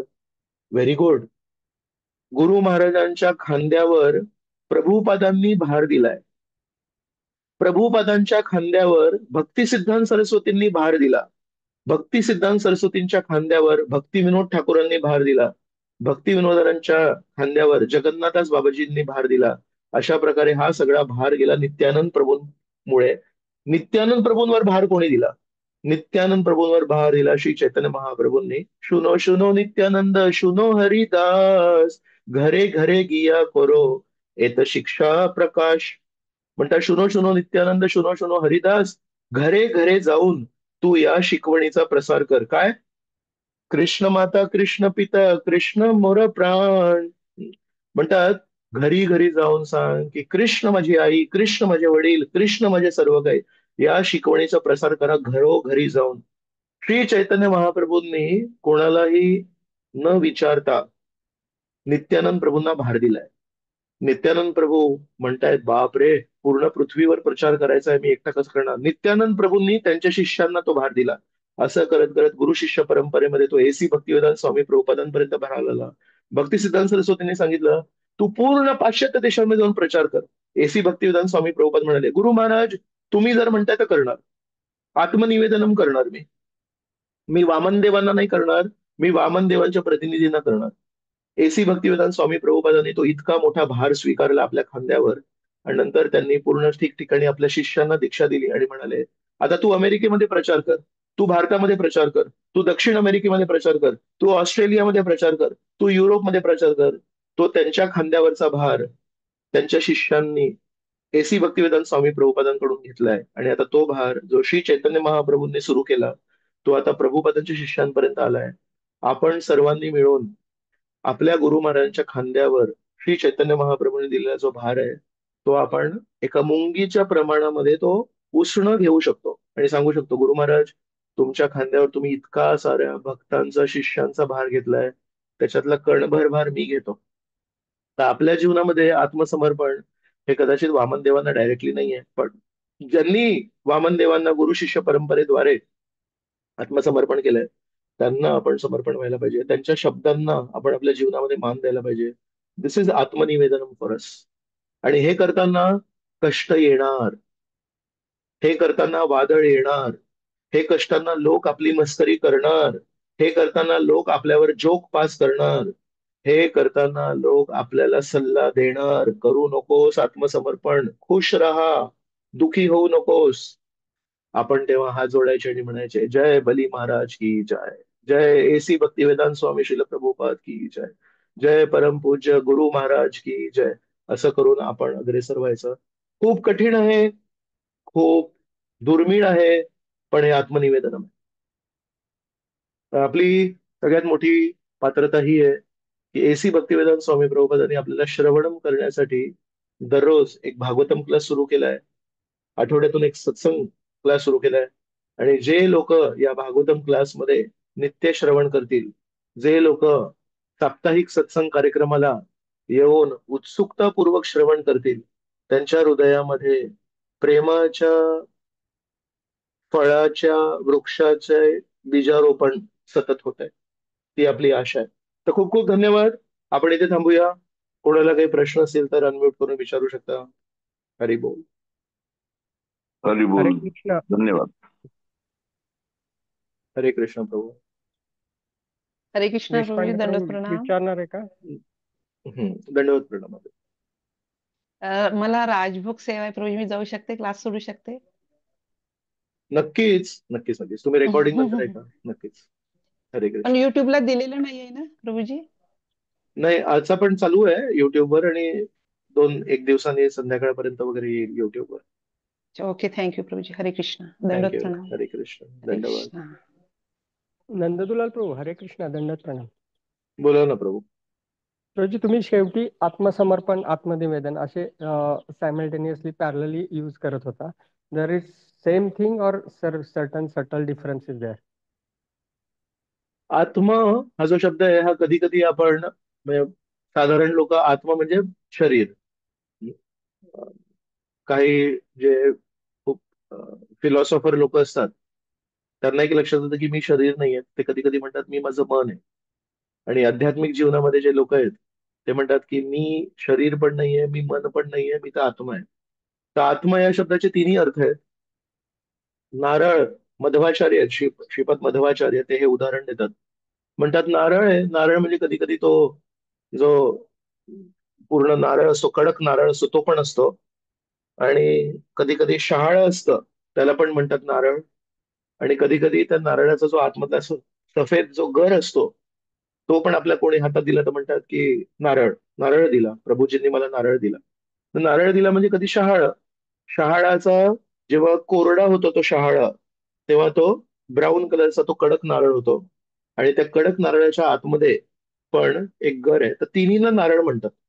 तशा प्रकारे कधी कधी शरीराला नारळ नारळ म्हणतात, कधी मनाला नारळ म्हणतात, कधी आत्म्याला नारळ म्हणतात. तर आत्मसमर्पण किंवा आत्मनिवेदन म्हणजे तिन्ही स्तरांवर आपण परमेश्वराला शरणागती द्यायची. म्हणजे शरीर पण आपण परमेश्वराच्या चरणी अर्पण करायचं, आपलं मन पण परमेश्वराच्या चरणी अर्पण करायचं, आणि डेफिनेटली आपला आत्मा पण परमेश्वराच्या चरणी अर्पण करायचा. सुरुवातीला मी बोललो, काही लोक आपली प्रॉपर्टी अर्पण करतात, पण प्रेम नाही करत परमेश्वराला. दान धर्म करतील, परमेश्वराला डोनेशन देतील, पण त्यांचं मन परमेश्वराला अर्पण नाही करत. प्रेम परमेश्वरावर नाहीये. धनसंपत्ती देतात, अधूनमधून डोनेशन देतात. काही लोक आहेत, ते प्रेम करतात परमेश्वराला, मन आपलं परमेश्वराला अर्पण करतात, पण प्रॉपर्टी दुसऱ्यांना देतात. तर काही लोक एक शरीर अर्पण करतील पण मन नाही करणार, कोणी लोक मन अर्पण करतील पण शरीर नाही करणार, कोणी लोक शरीर आणि मन करतील पण आत्मा नाही करणार, कोणी लोक आत्मा करतील पण शरीर प्रॉपर्टी मन दुसऱ्यांच्या नावावर करून देतील. पण आत्मनिवेदन आणि आत्मसमर्पण म्हणजे शरीर मन आत्मा प्रॉपर्टी जे काही आहे, ते सगळं परमेश्वराच्या सेवेत. माझे पैसे पण परमेश्वराच्या सेवेत, माझं घर पण परमेश्वराच्या सेवेत, माझं शरीर पण परमेश्वराच्या सेवेत, माझं सर्वस्व परमेश्वराच्या सेवेत. तर म्हणून आत्मनिवेदन आणि आत्मसमर्पण बेसिकली एका स्तरावर आहे, पण ते आत्म म्हणजे सगळं काही, एकच नाही फक्त. Thank you Prabhuji, thank you. थँक्यू प्रभू. हरे कृष्ण गुरुजी. गुरुजी तुम्ही ते सांगत होता आत्मनिवेदनचं अजून एक उदाहरण द्या. हा आत्मनिवेदनमचं माझं अजून एक उदाहरण आहे. मला पर्सनली हे खूप आवडतं. परीक्षित महाराज. परीक्षित महाराज पण एक व्यक्ती असे दिसतात मला, ज्यांच्या जीवनामध्ये अचानक 2 मिनिटामध्ये सगळं काही समाप्त झालं. पूर्ण पृथ्वीचे राजे आहेत आणि एका अनअनुभवी 7 वर्षाच्या मुलाने त्यांना शाप दिला. काय हक्क आहे त्या 7 वर्षाच्या अनअनुभवी मुलाला? सम्राट, पूर्ण पृथ्वीचे सम्राट, ज्याने कळी कली पुरुष, कली पुरुषाला त्यांनी डोळे दाखवले होते, चल चालता हो माझ्या राज्यातून, आणि कली पुरुषाला जायला लागलं होतं. कलीचे आपण दास आहोत. कली आपल्याला रोज डोळा दाखवतोय, त्या कलीला परीक्षित महाराजांनी डोळा दाखवला. अशा या श्रेष्ठ व्यक्तिमत्वाला या लहानशा अनअनुभवी मुलाने डोळे दाखवले आणि त्याला शाप दिला. आणि परीक्षिताने काय त्याला उत्तर दिलं? परीक्षित म्हणतात, नाही हो, माझ्याकडूनच काहीतरी चूक झाली असेल, मीच काहीतरी कोणाचं तरी काहीतरी वाईट केलं असेल, माझीच आसक्ती वाढत चालली होती. तर श्रीकृष्णांनी या शापाद्वारे माझ्या जीवनात प्रवेश केलाय आणि मला आत्मनिवेदनम करण्यासाठी मदत करतायत. 2 क्षणांमध्ये हा जगाचा सम्राट परीक्षित शापित झाला. सगळं काही त्याच्याकडून झालं. तर 7 दिवसांमध्ये सगळं समाप्त झालंय. पण त्यांनी काय केलं? परमेश्वराप्रती विष नाही निर्माण केलं मनातल्या मनात, की काय आहे परमेश्वर, या लहान मुलाला शाप देण्यासाठी त्यांनी प्रवृत्त केलं, काय फायदा झाला माझ्या भक्तीचा? म्हणाले, वा, कोणाला 7 दिवसांची नोटीस नाही मिळत. आजपर्यंत कोणी व्यक्ती नाही ज्याला पूर्व नोटीस मिळते, 7 दिवसांनी तुझा मृत्यू येणार आहे. काय भाग्यवान आहे मी, मला 7 दिवसांची नोटीस मिळाली. हरी बोल, आता मी भागवतम क्लासला जाणार आणि 7 दिवस मी भागवतम क्लास ऐकणार. आणि गेले अशा प्रामाणिक भावनेला प्रतिसाद देण्यासाठी परमेश्वराने जे व्यक्ती आईच्या पोटात पण मायातीत होते, त्रिगुणातीत होते, त्यांना पाठवलं. आणि शुकदेव गोस्वामी सारखे शुद्ध भक्त तिथे आले आणि शुकदेव गोस्वामींनी श्रीकृष्णांची शुद्ध स्तुती केली. त्याच्यामध्ये धर्म, अर्थ, काम, मोक्षाला स्थान नाही दिलं, फक्त प्रेमाला स्थान दिलं. आणि अशा प्रकारे हे शुद्ध वैष्णव परीक्षित यांनी पण आत्मनिवेदन किंवा आत्मसमर्पण केलं. कोणाप्रती कंप्लेंट नाही, कोणाप्रती काही हेवे दावे नाही. त्या ब्राह्मणाच्या मुलाला पण काही बोलले नाही, परमेश्वरला काही बोलले नाही. मस्त सुंदर भावनेने जाऊन बसले आणि म्हणाले, काय ते म्हणतात ते,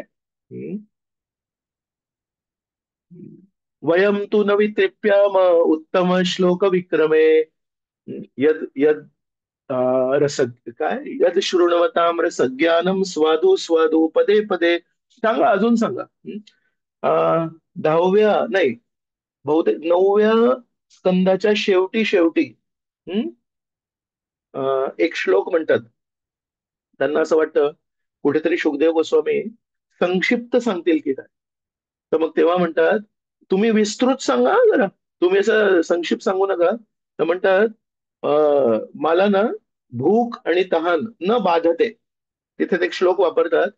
9व्या स्कंदाच्या शेवटच्या 10 श्लोकांमध्ये तुम्हाला हा श्लोक मिळेल. तिथे म्हणतात की तुम्ही अजिबात कंजूसी करू नका, अजिबात संक्षिप्त सांगू नका, मला भूक आणि तहान लागलेली नाहीये. ऍक्च्युली जेव्हा 10वा स्कंद येतोय, तेव्हापर्यंत कमीत कमी 4 दिवस तरी झालेले आहेत. 7 दिवसातून 4 दिवसामध्ये शुकदेव गोस्वामींच्या चेहऱ्याला बघून परीक्षिताला वाटतं कदाचित हे थोडं शॉर्टकट करतील. तर म्हणतात, नाही नाही, न बाधते, सांगा सांगा, अजून सांगा. तर गोड भावनेने मस्त श्रवण केलं. तर माझ्या मनामध्ये नेहमी येतं, परीक्षित महाराज पण खूप सुंदर आहेत, पण त्यांनी 7 दिवस श्रवण केलं. तर आपले आचार्य म्हणतात श्रवणाचे ते प्रतीक आहेत. पण त्यांनी पण आत्मनिवेदनम केलंय. त्यांनी पण हृदयामध्ये काही कटुता न ठेवता, काही विष न ठेवता भगवंतांची स्तुती करण्यासाठी स्वतःचं जीवन समर्पित केलं. ओके, लोकेश्वर कृष्ण प्रभू. थँक्यू हरे गुरुजी. कृष्णा. थँक्यू. हरे कृष्णा. हा, येस मदन. हा, दंडवत प्रणाम प्रभूजी. प्रभूजी, आपण सेवा करत असताना सेवा करणं काही प्रमाणात आपण अगदी 1% प्रचार करणं किंवा दर्शन करणं, यात्रा करणं, ह्या गोष्टी भक्तीत आल्यानंतर भक्तांच्या माध्यमातून किंवा मार्गदर्शनाकडून होतात. पण अंतःकरण पूर्णपणे भगवंतांना अर्पण करणं आणि ती एक पराकोटीची उच्च भावना आहे की भगवंतांविषयी अत्यंत तीव्र प्रेम निर्माण होणं, आपलं काहीतरी नातं जोडलं जाणं आणि भगवंतांना पाहिल्यानंतर अगदी रोमांच उभं राहणं, डोळ्यातून अश्रू येणं किंवा आपण इतकं भगवंतांच्या जवळ जाणं म्हणजे हृदय अर्पण करणं, ती अटॅचमेंट होणं हा भाग वेगळा आणि बाकीचं सगळं आपण 4 माळा 16 माळा करणं, 4 नियमांचं पालन करणं, ह्या गोष्टी होतात त्या वेगळं. पण जे हृदयपूर्वक भगवंतांना अटॅच होणं, भगवंतांविषयी तीव्र प्रेम निर्माण होणं, हा भाग थोडा मला असं वाटतं की वेगळा आहे. तर ते कसं साध्य होईल? हा माताजी, तुमचं सौभाग्य आहे की तुम्हाला हे जाणवतंय. कधी कधी मी विचार करतो की मला हे जाणवलं पण नाहीये. कधी कधी माझ्या मनात विचार येतो की मला तसं वाटतं की सगळं काही छान चाललंय, मी तर ऑलरेडी उत्तम भक्ती करतोय. हम्म. कधी कधी कळत नाही की आपल्याला कळत नाहीये. I don't know that I don't know. तुमचं सौभाग्य आहे, you know that you don't know. तुम्ही अजून तो स्तर गाठला नाहीये हे तुम्हाला माहिती आहे, हे तुमचं सौभाग्य आहे. मला अनेक वेळा असं वाटतं की मी ऑलरेडी शुद्ध भक्त आहे. ऑलरेडी माझं सगळं काही झालेलं आहे, आता फक्त दरवाजा ओपन व्हायची एक मी अवधी बघतोय. म्हणून तुमचं खूप मोठं भाग्य आहे माताजी की तुम्हाला माहिती आहे की तुम्हाला तो स्तर अजून तुम्ही गाठला नाहीये. याचा अर्थ काय माहितीये? येणाऱ्या शनिवारच्या सत्संग कार्यक्रमासाठी तुम्ही धावत पळत जाल. कारण तुम्ही म्हणाल, अहो प्रभूजी, कधी माझ्या मनामध्ये त्या भावना येणार, कधी मला प्रेम निर्माण होणार. मी तर फक्त 16 माळा करते, मी तर 4 नियम पालन करते, कधी होणार? ज्याच्या ज्याच्या हृदयामध्ये यांनी स्वीकार केलंय की प्रभूजी मला अजून प्रेमाचं स्तर आलं नाहीये, ते त्या भावना माझ्या हृदयात आहे, ते लोक शनिवारच्या सत्संग कार्यक्रमासाठी धाव घेणार. आणि मी काय करतो माहितीये, शनिवारच्या सत्संग कार्यक्रमासाठी आराम करत असतो आणि म्हणतो, अरे काय बाबा, जाऊ थोडं 15 मिनिटं मिस झाले तर काय मोठी गोष्ट आहे. चालतं ते थोडंसं. प्रसादाचं कुपन मिळायची शेवटची वेळ काय? प्रसादाचं कुपन मिळणार आहे ना, मग झालं आपलं काम. थोडंसं अर्धा तास जर मिस झालं, थोडं पाऊण तास जर मिस झालं, काय मोठी गोष्ट आहे. म्हणून ऍक्च्युली माताजी तुम्ही खूप सौभाग्यशाली आहात. तुम्ही हे सर्वांच्या समोर नम्रतेने स्वीकार करताय की नाही हो, माझं अजून ते स्तर नाहीये म्हणून. याचा अर्थ तुम्ही पुढच्या यात्रेचं रजिस्ट्रेशन सगळ्यात आधी करणार आणि म्हणणार मला यात्रा मिस नाही करायची. याचा अर्थ जेव्हा केव्हा काउन्सिलिंग मीटिंगचा मेसेज पडणार, तेव्हा तुम्ही लगेच तुमची दिनचर्या ऍडजस्ट करणार आणि म्हणणार काउन्सिलिंग मीटिंग आहे आणि ते काउन्सिलिंग मीटिंग मध्ये छान चर्चा होते, आता मी मिस नाही करणार. आणि याचा अर्थ की कोणा वैष्णवाच्या घरी काही प्रसादाला तुम्हाला बोलवलं असेल तर तुम्ही म्हणणार आपल्या घरी पण प्रसाद मिळतो, पण आपल्या घरचा जो प्रसाद आहे तो तर मी बनवलाय आणि माझ्याकडे तर प्रेम नाहीये. पण या श्रेष्ठ वैष्णवांच्या घरी आज प्रसादासाठी बोलवलंय, ते किती प्रेमाने प्रसाद बनवतात आणि ते प्रेमाने बनवलेला प्रसाद भगवंत त्यांच्या घरी ते स्वीकार करतील आणि तो प्रेमाने ओतप्रोत प्रसाद मला मिळणार आहे. तर वैष्णवांच्या घरी जेव्हा प्रसादाला बोलवलं तेव्हा धावत पळत जायला पाहिजे, काउन्सिलिंग मीटिंगला धावत पळत जायला पाहिजे, शनिवारच्या सत्संग कार्यक्रमाला धावत पळत जायला पाहिजे. कोणी मोठे वैष्णव कधी गौरांग प्रभू बारामतीला येतात, सगळ्यात आधी सगळ्यात पुढची सीट जाऊन रिझर्व्ह करायला पाहिजे आपण. पहिल्या रांगेमध्ये आपण जाऊन बसायला पाहिजे का? एवढे सिनियर, एवढे प्रामाणिक वैष्णव मंदिरात येत आहेत, आपल्या बारामतीला येत आहेत, वर्षातून एकदा येतात. त्यांच्या एकेका शब्दाला आपण किती आतुरतेने ऐकायला पाहिजे. तर म्हणून जे जे लोक स्वीकार करतात की माझा अजून ते स्तर नाहीये, ते ऍक्च्युली खूप उच्च भक्त आहेत. का? कारण त्यांच्या मनामध्ये ती उत्कंठा निर्माण होणार, त्यांच्या मनामध्ये नेहमी ती भावना निर्माण होणार, मला पाहिजे, मला पाहिजे, मला अजून पाहिजे. पण माझ्यासारखे जे शुद्ध भक्त आहेत ते दाहित झालेले आहेत, ते तृप्त झालेले आहेत, त्यांना आता कथेमध्ये काही जास्त रस येत नाही. ते म्हणतात आता किती वेळा ऐकायची ही कथा, आता किती वेळा हा हरे कृष्ण महामंत्र, तीच धून, तीच ट्यून, प्रत्येक प्रवचनाच्या आधी जय राधा माधव कुंज बिहारी. काय बदला, थोडं काहीतरी बदल करा जीवनामध्ये. मला कंटाळा येतो कधी कधी हे जय राधा माधव ऐकून. प्रत्येक माणूस ते जय राधा माधवच ऐकवतो. प्रभूजी, यावेळी जरा काहीतरी नवीन काहीतरी भजन कीर्तन करूया आपण, यशोमती नंदन करूया आपण. तर माझ्या या अवैष्णव मनामध्ये नेहमी बदल पाहिजे, मला काहीतरी चेंज पाहिजे, मला काहीतरी. आणि तुमच्यासारखे जे चांगले वैष्णव आहेत ते म्हणतात, प्रभूजी मला तोच राधा माधव कीर्तन अनेक वेळा ऐकायचंय, मला तोच हरे कृष्ण कृष्ण कृष्ण हरे हरे, हरे राम राम राम हरे हरे मला ऐकायचंय प्रभूजी.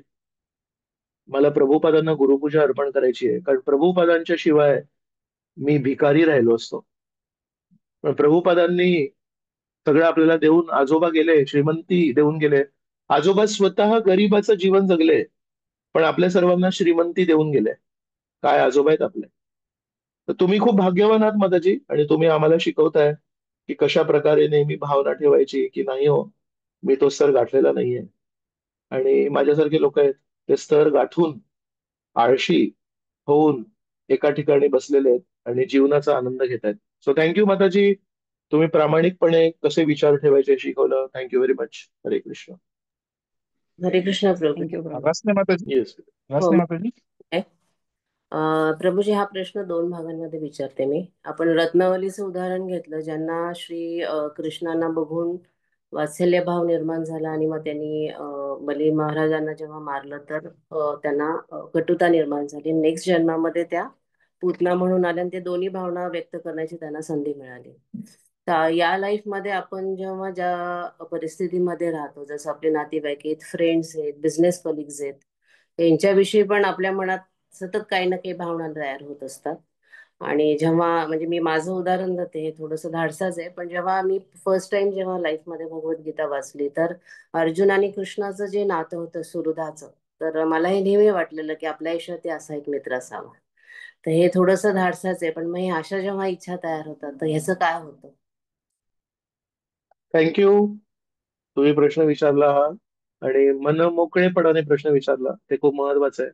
प्रामाणिक आहे ते, प्रामाणिकता झळकते त्याच्यामध्ये. तो श्रीकृष्णांसारखा मित्र मिळणे ही इच्छा खूप छान इच्छा आहे, पण त्या इच्छेची पूर्ती जर तुम्ही भौतिक जगामध्ये शोधली तर ते चुकीचं आहे. श्रीकृष्णांसारखा मित्र श्रीकृष्णच आहेत. तर त्या श्रीकृष्णांना शोधा, ते श्रीकृष्ण तुम्हाला मिळतील. ते श्रीकृष्ण उपलब्ध आहेत. जर ते श्रीकृष्ण उपलब्ध नसते तर प्रभुपादांनी आपल्याला आंतरराष्ट्रीय कृष्ण भावनामृत संघ दिला नसता. नाही, प्रभुपाद म्हणतात ते श्रीकृष्ण आहेत. तर त्या श्रीकृष्णांशी नातं जोडण्यासाठी आधी थोडं आपल्याला श्रीकृष्णांचा आवाज जर ऐकायचा असेल तर त्याला ट्युनिंग करायला लागेल. आपला रेडिओ असतो, रेडिओला ट्युनिंग केलं तर असं थोडं ते असं काहीतरी आवाज येतो, आणि मग नंतर बरोबर ती फ्रिक्वेन्सी मॅच झाली की मग ऐकू येतं. तसं आज आपली जी मानसिक फ्रिक्वेन्सी आहे ती आहे भोगवाद, शोषणवाद. तर त्याला आपल्याला ती फ्रिक्वेन्सी ट्यून करायची आहे. प्रेमवाद, निस्वार्थवाद, काळजीवाद. तर इथे जेव्हा आपण ती ट्युनिंग करू तेव्हा परमेश्वराचा आवाज ऐकू येईल. परमेश्वर आज पण आपल्याशी बोलतायत, संवाद साधायचा प्रयत्न करतायत, पण ते आपल्या कानांना ऐकू येत नाही. म्हणून साधना हे आपली ट्युनिंग आहे. रोज हरे कृष्ण महामंत्राचं जेव्हा आपण चांगला जप करू, 4 नियमांचं पालन करू, it is like tuning our radio again and again. परत ते दिवसभरामध्ये स्वार्थ, दिवसभरामध्ये यांनी असं केलं त्यांनी असं केलं, हे सगळं कानात पडतं, आपली फ्रिक्वेन्सी चेंज होते. परत सकाळी उठल्यावर बीट बॅग हातात घेऊन परत त्याला फ्रिक्वेन्सीला चेंज करायचं. असं करत करत आपली फ्रिक्वेन्सी शेवटी ती हलणार नाही, तो बटन हलणार नाही, आणि भगवंतांचा आवाज ऐकू येईल. तर परमेश्वरासारखे पवित्र, शुद्ध, निस्वार्थी, प्रेमळ मित्र मला माझ्या आयुष्यात पाहिजेत. ही भावना ऍक्च्युली खूप छान भावना आहे. ही ऍक्च्युली खूप गोड भावना आहे, आणि या भावनेला धरून ठेवायला पाहिजे. हीच भावना तर आशा आहे आपली. फक्त त्या भावनेची पूर्ती तुम्ही भौतिक जगामध्ये शोधू नका. भौतिक जगामध्ये ज्या प्रमाणात कोणी व्यक्ती श्रीकृष्णांच्या जवळ आहेत, त्या प्रमाणात त्या व्यक्तीमध्ये श्रीकृष्णांचे गुण येण्याची संभावना आहे. एखादा व्यक्ती आहे तो श्रीकृष्णांना विमुख आहे, त्या व्यक्तीमध्ये श्रीकृष्णांचा एकही गुण असणं अशक्य आहे. पण ज्या प्रमाणामध्ये वैष्णव आपापल्या प्रवासात श्रीकृष्णांच्या जवळ गेले, त्या त्या प्रमाणात, त्या अनुषंगाने त्यांच्यामध्ये पण श्रीकृष्णांचे ते गुण आपल्याला दिसू शकतात. का तर सूर्याजवळ आरसा जितका आहे तेवढा तो चकाकतो. तर आपल्यामध्ये प्रकाश निर्माण करण्याची शक्ती नाहीये, पण श्रीकृष्णांचा प्रकाश प्रतिबिंबित करण्याची शक्ती आहे. तर प्रभुपाद, गुरु महाराज हे त्या सूर्याच्या इतक्या जवळ आहेत की इतके चकाकतात की ते पण सूर्यच आहेत. इतका प्रकाश त्या आरशातून येतो की ते पण सूर्यच आहेत. पण आपल्याला माहिती पाहिजे की ते आरसा आहे, तो सूर्य नाहीये. सूर्य एकच आहे, कृष्ण आहे. आणि मायावाद नाही करायचा आपल्याला. पण म्हणून एक गोष्ट की अपेक्षा परमेश्वराकडून ठेवायची, शुद्ध भक्तांकडून ठेवायची. आणि जे अजून साधना भक्तीमध्ये आहेत त्यांच्याकडून तुम्ही काही प्रमाणात अपेक्षा करू शकता, पण 100% अपेक्षा नाही करू शकत. तर एक टोक आहे की या जगामध्ये प्रेम नाहीच आहे, हे असं म्हणणं नाही आहे. शुद्ध भक्तांमध्ये आहे, आणि साधना भक्त जे आहेत त्यांच्यामध्ये त्या त्या प्रमाणामध्ये आहे प्रेम. पण आपण ही अपेक्षा नाही करायला पाहिजे की 100% शुद्ध प्रेम प्रत्येक वैष्णवामध्ये 100% शुद्ध प्रेम नाहीये. तर थोडस आपण ती पण खोटी अपेक्षा नाही करायला पाहिजे. जो काल मंदिरामध्ये आलाय, जो काल त्यांनी माळा सुरू केलाय, त्याच्यामध्ये नाहीये शुद्ध प्रेम, पण बीज आहे. जर त्यांनी त्या बीजाला श्रवण आणि कीर्तनाचं सिंचन केलं, त्याला जर पाणी घातलं, तर त्या बीजाला वृक्ष लागेल, वेल होईल एक निर्माण, त्या वेलामध्ये प्रेमाचे फळ लागतील. So please continue with your search for Krishna's pure friendship. Okay माताजी. थँक्यू. हरी बोल. पवित्र लीला माताजी, त्याच्यानंतर मग संदिनी शक्ती माताजी. हरे कृष्णा. दंडवत प्रणाम प्रभूजी. खरं तर शब्दच नाहीयेत, इतकं सुंदर निवेदन तुमच्याकडून झालेलं आहे. मला लहानपणी प्रश्न पडायचा प्रभूजी, की दीपावलीमध्ये जी बलिप्रतिपदा साजरी केली जाते, तर त्यावेळेस अर्धी स्टोरी माहिती असायची की भगवंतांनी बळीच्या मस्तकावरती पाय दिलेला आहे आणि त्याचा सण साजरा केला जातो. पण जेव्हा इस्कॉन मध्ये आलो आणि नंतर तुमच्यासारख्या भक्तांकडून हे ऐकलं की भगवंतांनी पण आत्मनिवेदन केलेलं आहे, आणि तुम्ही मागे म्हणालात की भगवंत स्वतः जे करत नाहीत ते करून घेण्याची अपेक्षा करत नाही. अर्जुनाच्या बाबतीमध्ये तुम्ही सांगत होता की कसे सहनशील आहेत भगवंत. तर हे खूप सुंदर रीतीने प्रभूजी तुम्ही सांगितलं, आणि आमच्यासारख्या साधारण लोकांच्या स्तरावर येऊन आत्मनिवेदन म्हणजे काय त्याचा अर्थ खूप छान सांगितला Prabhuji. Thank you. Thank you so much. Thank you. तुम्ही सगळे श्रोते आहात म्हणून मला बोलायची संधी मिळते. तुम्ही जर श्रोते नसते तर मी काय कथा करणार आणि काय बोलणार. तुम्ही लोक दररोज सकाळी 7 वाजता उपस्थित असता, म्हणून असं वाटतं की चला एवढे सगळे लोक ताट घेऊन बसले तर काहीतरी वाढूया. तर तुमच्या सर्वांप्रती मी आभारी आहे. तुम्ही जर लोक नसते श्रोते तर कदाचित मला चान्स नसता मिळाला. Thank you very much. हरे कृष्ण. धन्यवाद हरे प्रभूजी. कृष्णा. धन्यवाद. दंडवत प्रणाम प्रभूजी. जर तुम्ही हे धन्यवाद. आम्हाला सांगितलं नसतं ज्ञान, तर हे आम्हाला कुठूनच मिळालं नसतं प्रभूजी. नाही हो. खूप खूप काय धन्यवाद. तुम्ही, नाही हरे नाही, कृष्ण. तुमच्याकडे सगळं काही आहे. हे सगळं सांगू तुम्हाला मी प्रामाणिकपणे सांगतो, हे सगळं प्रभुपदांच्या पुस्तकांमध्ये आहे. प्रभुपदांच्या पुस्तकाच्या बाहेर माझ्याकडे काहीच नाहीये. मी फक्त एका व्यक्तीला धरून ठेवलंय. आणि जेव्हा मला कोणी लोक म्हणतात ना प्रभुपादांचे पुस्तकं खूप सिम्पल आहेत, प्रभुपादांचे पुस्तकं खूप बोरिंग आहेत, प्रभुपादांच्या पुस्तकामध्ये तीच तीच गोष्ट 1000 वेळा दिलेली असते, आपण शरीर नाही आपण आत्मा आहे, मला ते खूप मनाला टोचतं. मला त्याचा त्रास होतो खूप. कारण ज्या व्यक्तीने प्रभुपादांची पुस्तकं वाचलीच नाहीयेत, तो व्यक्ती केवळ असं वक्तव्य करू शकतो. ज्या व्यक्तीने प्रभुपादांची पुस्तकं वाचलेत त्याच्या तोंडातून हे शब्द निघू नाही शकत.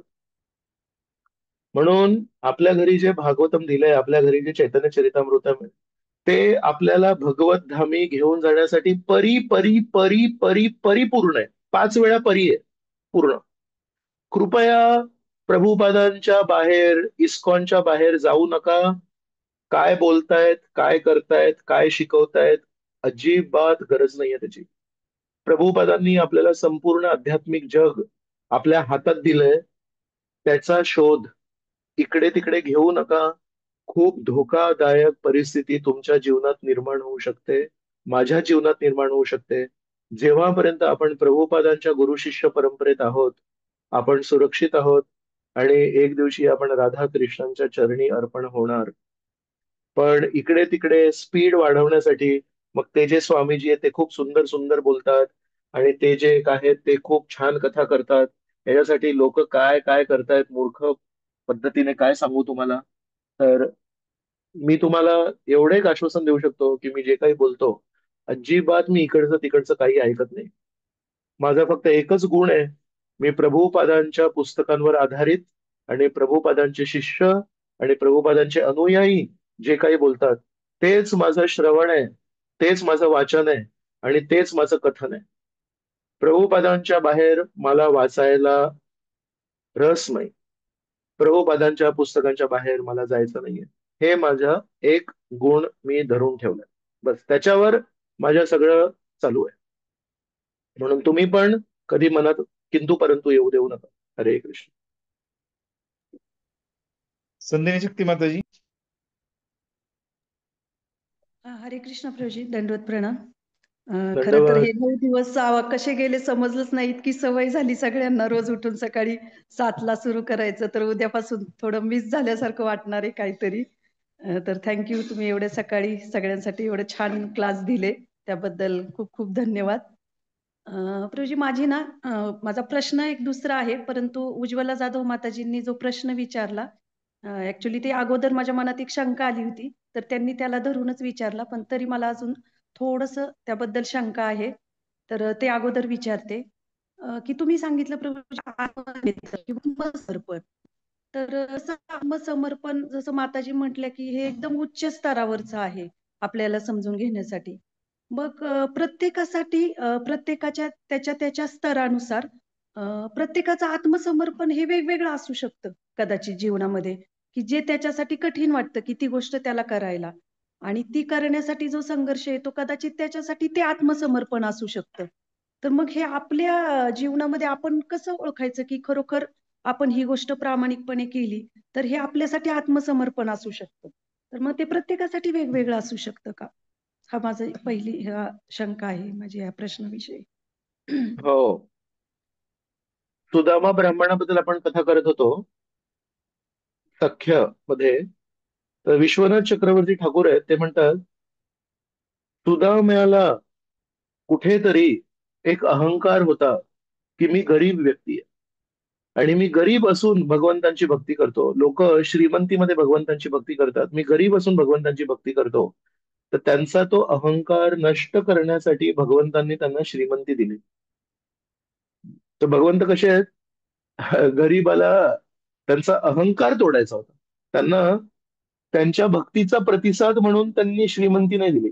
भक्तीचा प्रतिसाद भक्ती आहे, प्रेमाचा प्रतिसाद प्रेम आहे, प्रेमाचा प्रतिसाद श्रीमंती नाही आहे. ती श्रीमंती जी दिली सुदामा ब्राह्मणाला, ती कशासाठी दिली? ती त्याच्या गरीब गरीब मी आहे त्याचा अहंकार तोडण्यासाठी दिली. कोणी म्हणेल मला पण तो अहंकार आता निर्माण करायला लागेल, मला पण थोडी श्रीमंत देतील भगवंत. तो बेसिकली भगवंतांना अहंकार नाही आवडत. सांगायचं तात्पर्य आहे इंद्राला कशासाठी एवढ्या पाऊस वादळ त्यांनी सुरू केलं, कशासाठी छत्री उचलली गोवर्धन पर्वताची श्रीकृष्णाने? कारण त्यांचा अहंकार तोडायचा होता. ऍक्च्युली पाणी पुरवठा मंत्री हे जे पद आहे, हे कोणी दिलं इंद्राला? परमेश्वराने दिलंय. परमेश्वराने सांगितलं तुम्ही पाणी पुरवठा मंत्री आहे, आणि जेव्हा त्यांनी पाणी पुरवठा केला तेव्हा त्यांनी छत्री उचलली. का? हा जो पाणी पुरवठा त्यांनी करायला सांगितला त्यांना, तो लोकांना त्रास देण्यासाठी नाही करायला सांगितला, लोकांना मदत करण्यासाठी पाणी पुरवठा करायला सांगितला. आणि इंद्राने काय केलं? अहंकारापोटी त्याने पाणी पुरवठा करण्याऐवजी पाण्याने विनाश करण्याचा प्रयत्न केला. तो भगवंतांना अहंकार नाही आवडत. तर म्हणून गरिबीचा जर अहंकार असेल तर परमेश्वर श्रीमंती देतील, पदाचा जर अहंकार असेल तर परमेश्वराने त्यांना हतबल केलं. जे देवता कधी पायांनी पृथ्वीला स्पर्श करत नाहीत, तर देवतांचा एक गुण आहे की ते पृथ्वीला कधी स्पर्श नाही करत. ते देवता इंद्रदेव दंडवत प्रणाम केले श्रीकृष्णांसमोर, पूर्ण दंडवत केले. ते कधी पृथ्वीला स्पर्श नाही करत, त्यांनी पूर्ण शरीर स्पर्श केलं. का? सॉरी, माफ करा. तर श्रीकृष्ण आहेत, त्यांना अहंकाराचा दुर्गंध आवडत नाही, बाकी सगळं चालतं. त्याच्यामुळे जसं तुम्ही एक म्हणालात की कोणाकोणाच्या जीवनामध्ये कोणा गोष्टीचा अहंकार आहे ते त्यालाच माहिती आणि परमेश्वराला माहिती. तर जर आपल्याला श्रीकृष्णांना प्रसन्न करायचं असेल तर एक परीक्षा येणार जेव्हा श्रीकृष्ण आपला अहंकार नष्ट करणार. तर ज्याला प्रवचन द्यायचा अहंकार आहे, एक दिवशी त्याचा आवाज बंद होणार. एक दिवशी त्याचा तो म्हणतो काय झालं, माझा आवाजच येत नाहीये. ज्याला अहंकार आहे की माझा गळा सगळ्यांपेक्षा चांगला आहे, त्याला एक दिवशी त्याचा गळा बंद होणार.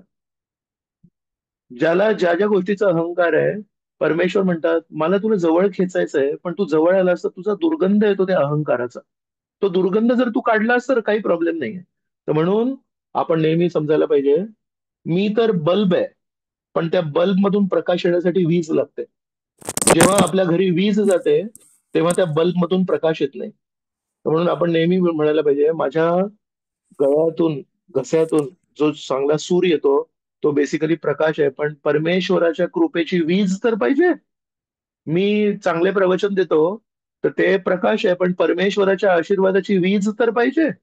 तर अशा प्रकारे आपल्याकडे जे काही गुण आहेत ते आपण नेहमी म्हणायला पाहिजे, हा बल्बचा प्रकाश आहे, ट्यूबलाईटचा प्रकाश आहे, पण वीज आहे परमेश्वराची कृपा. ज्या दिवशी आपण म्हणतो की नाही ही माझा प्रकाश आहे, त्या दिवशी भगवंत ती वीजच काढून घेतात. विजेचा सप्लाय बंद झाला की तो बल्ब आणि ट्यूबलाईट निष्कामी होतो. तर म्हणून आपण नेहमी हा विचार करायला पाहिजे, परमेश्वराच्या कृपेविना मी मृत कठपुतळी आहे. परमेश्वराच्या कृपे विना मी तर एक लाकडाचा ठोकळा आहे. अशा प्रकारे आपण जर जीवन जगलो तर मग शुद्धीकरण त्रासदायक होणार नाही, आपण आनंदी शुद्धीकरण होईल आपलं. तर बरोबर आहे तुमचं म्हणणं की प्रत्येकाच्या जीवनामध्ये आत्मसमर्पण किंवा आत्मनिवेदन करण्यासाठी वेगवेगळी परीक्षा होईल.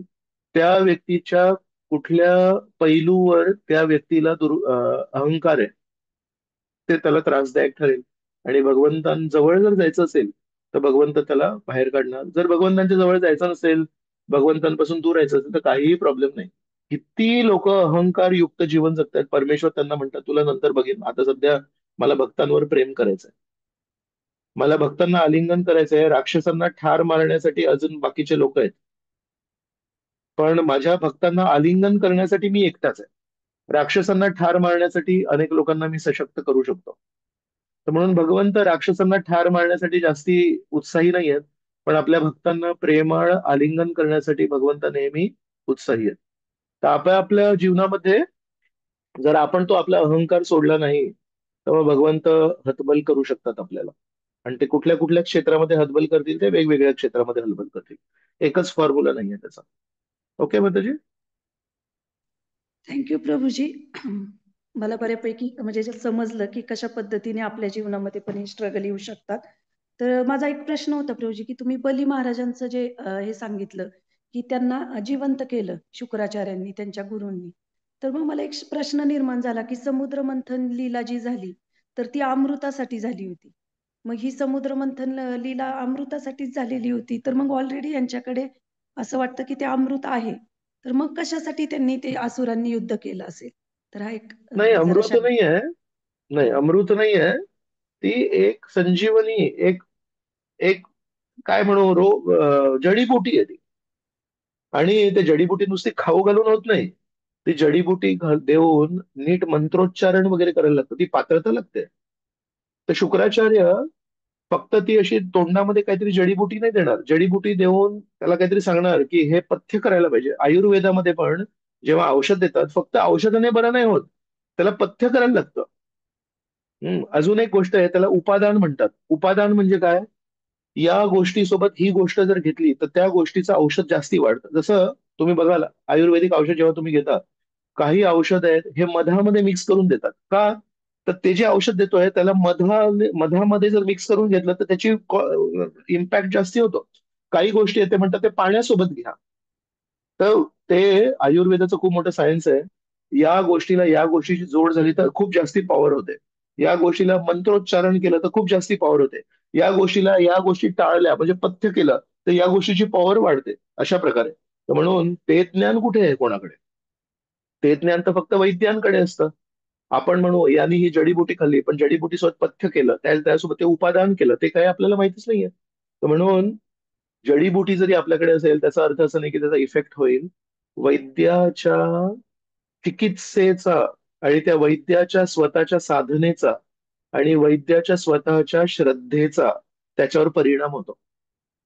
तर म्हणून एक जो चिकित्सक आहे, वैद्य आहे, त्याची पण श्रद्धा असते त्या औषधामध्ये, त्याची विश्वास असतो आणि ते औषध घेणाऱ्याचा पण विश्वास असतो. तर असे सगळे बरेच गोष्टी आहेत चिकित्सा चांगली होण्यासाठी. तर शुक्राचार्य जेव्हा औषध देतात तेव्हा त्यांची श्रद्धा आहे, आणि जेव्हा आपल्याला गुरूंकडून काही मिळतं तेव्हा आपण ते आनंदाने स्वीकारतो.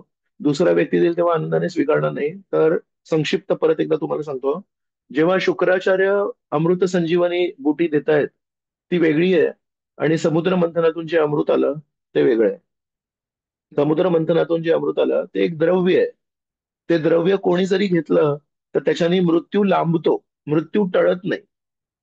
अमृत जरी त्याचं नाव असेल तरी मृत्यू लांबतो, मृत्यू टळत नाही. दीर्घायुषी होता तुम्ही, पण मृत्यूपासून सुटका नाहीये अमृताने.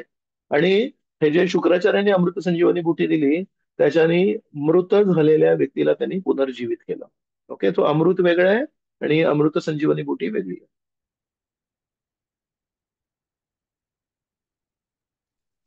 Thank you Prabhuji, thank you. थँक्यू. हरे कृष्ण. तो हरे आपण इथे कृष्ण. थांबूया. येस, हरे कृष्ण. हा, एक छोटा प्रश्न ह्या प्रश्नाला हे करून प्रभूजी दंडवत प्रणाम. तुम्ही सांगितलं की अमृत घेतल्यानंतर मृत्यू नाहीये, मग देवांना मृत्यू नाहीये का? मी म्हंटल माताजी, मृत्यू टळत नाही, मृत्यू लांबतो. अच्छा, मग देवता देव सगळे मग लांबतो म्हणजे काय? लांबतो म्हणजे दीर्घायुषी होता. दीर्घायुषी होता म्हणजे त्यांचं जे जीवन आहे हे 10,000 वर्ष आहे, आपले 10,000 वर्ष, पण त्याच्यानंतर मृत्यू आहे ना त्यांना. हा हा दीर्घायुषी म्हणतोय. दीर्घायुषी म्हणजे दीर्घ आयुष्य. दीर्घायुष्य म्हणजे लांब आयुष्य. अवधी लांब आहे त्यांचा, पण त्याला पण फुल स्टॉप आहे. थँक्यू प्रभूजी, धन्यवाद. येस येस माताजी. आपलं जे आयुष्य आहे ते कमी अल्प आयुष्य आहे. कोणाला आजार झाला तर अल्प आयुष्य आहे, तसं यांचं दीर्घ आयुष्य आहे, पण त्याला पण फुल स्टॉप आहे.